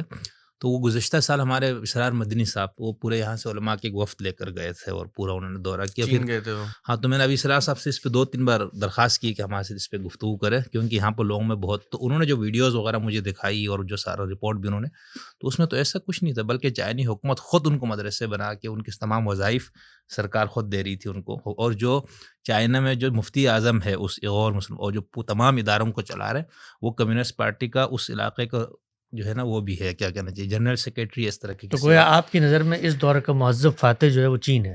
نہیں, چین تو فاتح ہے ہی نہیں نا, وہ تو سر وہ تو بننے کے عمل میں بھی نہیں وہ مہذب انسان ہے, کاروبار کرتا ہے وہ, وہ ان چکروں میں نہیں. یہ میرے علم میں ہے, یہ جو انہوں نے بات بتائی ہے یہ میں نے پڑھی ہے, اور میں خود براہ راست کچھ ایغور مسلمانوں سے ترکی میں ملا ہوں اور ان سے وہاں کی صورتحال کو میں نے جانا ہے. اور دلچسپ بات میں آپ کو بتاؤں کہ وہ اردو جانتے ہیں, اور وہ اس لیے اردو جانتے ہیں کہ وہاں پر حکمت کی بہت تعلیم, جو ہمارے طب ہے نا, قدیم یونانی حکمت, اور اس کی کتابیں چونکہ اردو میں ہیں تو ان حکماء کو اردو پہلے سکھائی جاتی ہے. تو میری اردو میں ان سے تبادلہ خیال ہوا, ترکی میں بڑی تعداد وہاں پہ گئی ہے. تو ان کا کہنا یہ تھا کہ کچھ جگہوں پر بالکل وہی معاملہ وہ جو ہمارے ملکوں میں ہوتا ہے, پراکسی کے انداز میں کچھ جہادی مائنڈ سیٹ کی طریقے پیدا ہوئی ہیں, تنظیمیں تھیں بڑی, اور انہوں نے کچھ وہاں پر وہی خواب دیکھے جہاد کے جو اس وقت باقی لوگ دیکھ رہے ہیں. تو ان کو انہوں نے ٹھکانے لگایا اور پھر سد ذریعہ کے اصول پر, پریکاشنری میجر پر, مسلمانوں کی ان چیزوں پر انہوں نے ایک نظر رکھی. بتانا صرف یہ مقصود ہے کہ یہ نیریٹیوز ہوتے ہیں نا ہمارے پاس, اس طرح چین کے بارے میں آ گئے, اسی نوعیت کے نیریٹیوز باقی دنیا کے بارے میں بھی آ رہے ہوتے ہیں. بالکل یہی آ رہے ہوتے ایسا ہیں. ہی ہے. میں نے کہا اس لیے یہ 2 بار اس طرح ہوا تو میں نے کہا مجھے جو پتہ, اب میں مثال طور پر امریکہ میں رہتا ہوں, امریکہ میں رہتا ہوں, میں شہری, تو مثال کے طور پر نہیں واقع تو اب وہاں پر جو فیصلے ریاست کرتی ہے وہ میرے کو اس سے سرے سے کوئی لینا دینا ہی نہیں ہے. نہیں, موجودہ دور کے اندر جو ووٹر ہوتا ہے وہ ایک عمومی نتیجے کو دیکھ کر ووٹ دے رہا ہوتا ہے، اور اس میں اصل چیز معیشت ہوتی ہے. بھئی آپ کو معاشی لحاظ سے کیا فائدہ ہوگا، ٹیکس کون حکومت کم دینے کی بات کر رہی ہے، کون آپ کی شخصی آزادیوں پر کم پابندی کی اس بنیاد. اس کے بعد عالمی جو اسٹیبلشمنٹ ہوتی ہے وہ اپنے مفادات کا خود تحفظ کر رہی ہوتی ہے. کہیں وہ ہر جنگ لڑنے سے پہلے ووٹ لیتی ہے، ووٹر سے آ کے پوچھتی ہے. یہ دنیا میں کہیں نہیں ہوتا. تو یہ جو پورے نیریٹیوز ہیں نا کہ مثلا اسرائیل نے چونکہ وہ آپ لازم کر دیا، اس کے نتیجے میں پورا امریکہ یعنی امریکہ کی جو اسرائیل کے ساتھ اس وقت یہ جو وہ بات کر رہا ہے غزہ کے حوالے سے، آپ ذرا اسرائیل کے اندر دیکھیے ان کا کیا اس پر رد عمل ہے. یعنی عالمی فاتحین ہمیشہ یہ دیکھتے ہیں کہ ان کا مفاد کیا ہے. اس خطے میں انہوں نے اپنا ایک مفاد قائم رکھنا تھا، وہ ایک سلطنت مسلمانوں کے درمیان میں انہوں نے قائم کر دی. اس کے اسٹریٹجک 10 تقاضے ہو سکتے ہیں. یعنی ہم یہ نہیں کہتے کہ انہوں نے کوئی حق اور انصاف کی بنیاد پہ یہودیوں کی مدد کی ہے. یعنی 10 تقاضے ہوتے ہیں. یہ 10 تقاضے کل ہمارے پاس بھی تھے جب ہم عالمی فاتح تھے، عالمی قوت، یہی کچھ کر رہے ہوتے تھے ہم. آپ ذرا پڑھیں کبھی موقع ملے، سلطان سلیمان جس وقت ویانا پر حملہ آور ہونے کے لیے کمر کس رہے تھے، اس موقع پہ جو شیخ الاسلام ہیں ان کی تقریریں سنیں کہ وہ کیا کہتے تھے. یعنی اس وقت ہم کبھی یہ بات نہیں کر رہے ہوتے تھے کہ جی یہ مثال کے طور پہ اللہ نے ان کی زمین ہے، یہ ہماری زمین ہے. یعنی ہم لوگوں کی تو تاریخ ہی یہ تھی. تو اس تاریخ سے دنیا آگے بڑھی. جو ہم سمجھانا چاہتے ہیں، کنکلوڈنگ ریمارکس میں دیتا ہوں اس پہ، جو چیز ہم سمجھا رہے ہیں وہ یہ کہ دنیا میں نیم خود مختاری قوموں کو، مملکتوں کو ملنا شروع ہوئی ہے. اس نیم خود مختاری ملنے کے عمل میں سب سے زیادہ امن کے وقفے کی ضرورت ہمیں ہے، اس لیے کہ ہمارے پاس کچھ نہیں ہے، نہ مال ہے، نہ دولت ہے، نہ ٹیکنالوجی ہے، نہ دنیا میں لڑنے کی وہ صلاحیت اور طاقت ہے. امن ہماری ضرورت ہے. اگر ہم امن کو نہیں خریدتے تو جو ہمارے سامنے قوتیں کھڑی ہوئی ہیں وہ ہمیں تخت و تاراج کر کے آگے گزر جائیں گی. تو یہ بزدلی کی بحث نہیں ہے، یہ عقل مندی کی بحث. اچھا، اس میں وہ میں مگر قائد اعظم نے کہا تھا کہ Israel is the legitimate child of the West, ناجائز اولاد ہے مغرب کی اسرائیل. ہم تو یہ مانیں گے. آپ مانیں، آپ کے ماننے سے کیا وہ اولاد بڑی نہیں ہوگی؟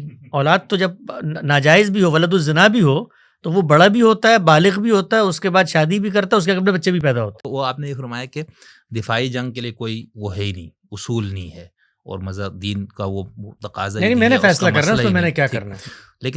لیکن ہم جو چیزیں کچھ پڑھتے ہیں نا کہ جنگ میں حضور کی طرف سے درختوں کو نہیں کاٹنا، راہبوں کو نہیں مارنا، عورتوں کو نہیں، بچوں کو، تو یہ بھی دفاعی جنگ کے نہیں، یہ تو ان کو کہا گیا نا کہ جو مثال کے طور پہ آپ پہ حملہ آور ہو رہے ہیں. جیسے آپ میرے اوپر کسی ملک میں، ایک ملک کا وہ ہوں اور مجھ پہ کسی نے حملہ کیا، اب میں جوابی حملے میں جیسا میں جواب دوں گا، دفاع، ان چیزوں کی احتیاط یعنی دفاعی کے لیے نہیں ہے. وہ تو مسلمہ چیزیں ہیں، وہ تو مسلمات میں سے ہیں کہ بھئی وہ تو اصل میں جس وقت دفاع اقدام میں تبدیل ہوتا ہے تو اس وقت پھر وہ تمام حدود و شرائط آ جاتی ہے. یعنی دفاعی جہاد جس کو ہم کہتے ہیں، 2 طرح کے ہوتے ہیں نا دفاعی جہاد. ایک یہ ہے کہ آپ کو پریکاشنری طور پر اپنے دفاع کے لیے اقدام کرنا پڑ گیا، یعنی آپ کو یہ ایک پوٹینشیل خطرہ تھا کہ اگر میں نہیں کروں گا تو یہ کر دے گا. تو یہ اصلاً اقدام ہے. یہ اقدام جب بن جائے گا تو اس میں آپ کو یہ سب چیزیں دیکھنی ہیں، کیوں آپ تو اقدام کرنے جا رہے ہیں نا. اس میں آپ کو دیکھنا ہے آپ کی طاقت کیا ہے، صلاحیت کیا ہے، کیا اس کے اقدام کے نتیجے میں آپ اپنی بقا کا تحفظ کر سکتے ہیں، اقدام کر کے کر سکتے ہیں. تو یہ اجتہادی فیصلہ ہے. کوئی شخص یہ سمجھتا ہے کہ مجھے پوٹینشیل خطرہ ہے اس سے اور یہ کل میرے گھر پہ حملہ آور ہوگا، میں آج پتھر لے کے پہنچ جاتا ہوں. تو اگر آپ یہ نظریہ رکھتے ہیں تو پہنچ جائیں، وہ پتھر ہو سکتا ہے آپ کے منہ پہ لگے، ہو سکتا ہے اس کے منہ پہ لگ جائے. آپ نے فرمایا کہ اجتہادی فیصلے اور ایک اجر تو ملے گا. نہیں، اجر تو میں خطا بھی ہے ان لوگوں کے لیے سچی بات یہ ہے کہ جو اس معاملے میں آئے ہیں ان کے لیے، جس طرح غامدی صاحب کا بڑا مشہور فقرہ ہے کہ ان کی عقل پر ماتم اور ان کے جذبوں پر رشک کرتا ہوں میں. یعنی جذبوں پہ رشک کی تو داستان عظیمت اس وقت لکھ ڈالی ہے ان لوگوں نے، جانوں کی قربانیاں دے دیں، لڑ رہے ہیں، غلیلوں سے لڑ رہے ہیں. لیکن عقل مندی دیکھنی ہوتی ہے کہ آگے اگر بدماش ہے، غلاظت کا جھاڑو لے کر کھڑا ہوا ہے تو دامن بچا کے آدمی نکلتا ہے. تو ان لوگوں کی قربانی کا کبھی ہم مذاق نہیں اڑاتے، نعوذ باللہ من ذالک. کبھی یہ نہیں کہتے کہ وہ لوگ، بھائی ان لوگوں نے تو ایک چیز جس کو یہ مذاق تو میں اس خودکش بمبار کے بارے میں اڑانے کو تیار نہیں جو بے گناہ مسلمانوں کو مار دیتا ہے. کبھی نہیں اڑاتا میں اس کا مذاق. اس کا ایک جذبہ ہے، اس کی ایک سوچ ہے، وہ غلط ہے، اس سے نقصان ہو گیا، لیکن اس کا معاملہ اللہ کے سپرد ہے، اپنے عذر وہ پیش کرے اللہ تعالیٰ فیصلہ. اچھا، اس میں عزیمت اور رخصت والی بھی کوئی بحث نہیں ہے نا؟ کچھ لوگ مجھے یہ بھی کہہ رہے تھے پچھلے دنوں کہ وہ ایک عزیمت ہوتی ہے، رخصت ہوتی ہے. وہ ڈاکٹر زبیر صاحب نے لکھا ہے. تو وہ چلیں وہ بحث چھوڑ دیتے ہیں اگلے پوڈ کاسٹ کے لیے. بہت شکریہ, آپ لوگوں نے بہت وقت دیا اور بات چلتی گئی اور بہت سی باتیں ایسی ہو گئیں جو ہمارے ذہن میں پوڈ کاسٹ سے پہلے نہیں تھی. امید ہے کہ آپ لوگوں نے دیکھا ہوگا, آپ جو رائے ہوگی اس کا اظہار کریں گے, اور ہم چاہتے ہیں کہ اس پلیٹ فارم سے مزید موقف بھی سامنے آئے, مزید لوگ اپنی آراء پیش کریں, اور جو بھی آپ کا موقف ہے وہ انشاءاللہ ہم سنیں گے. بہت شکریہ.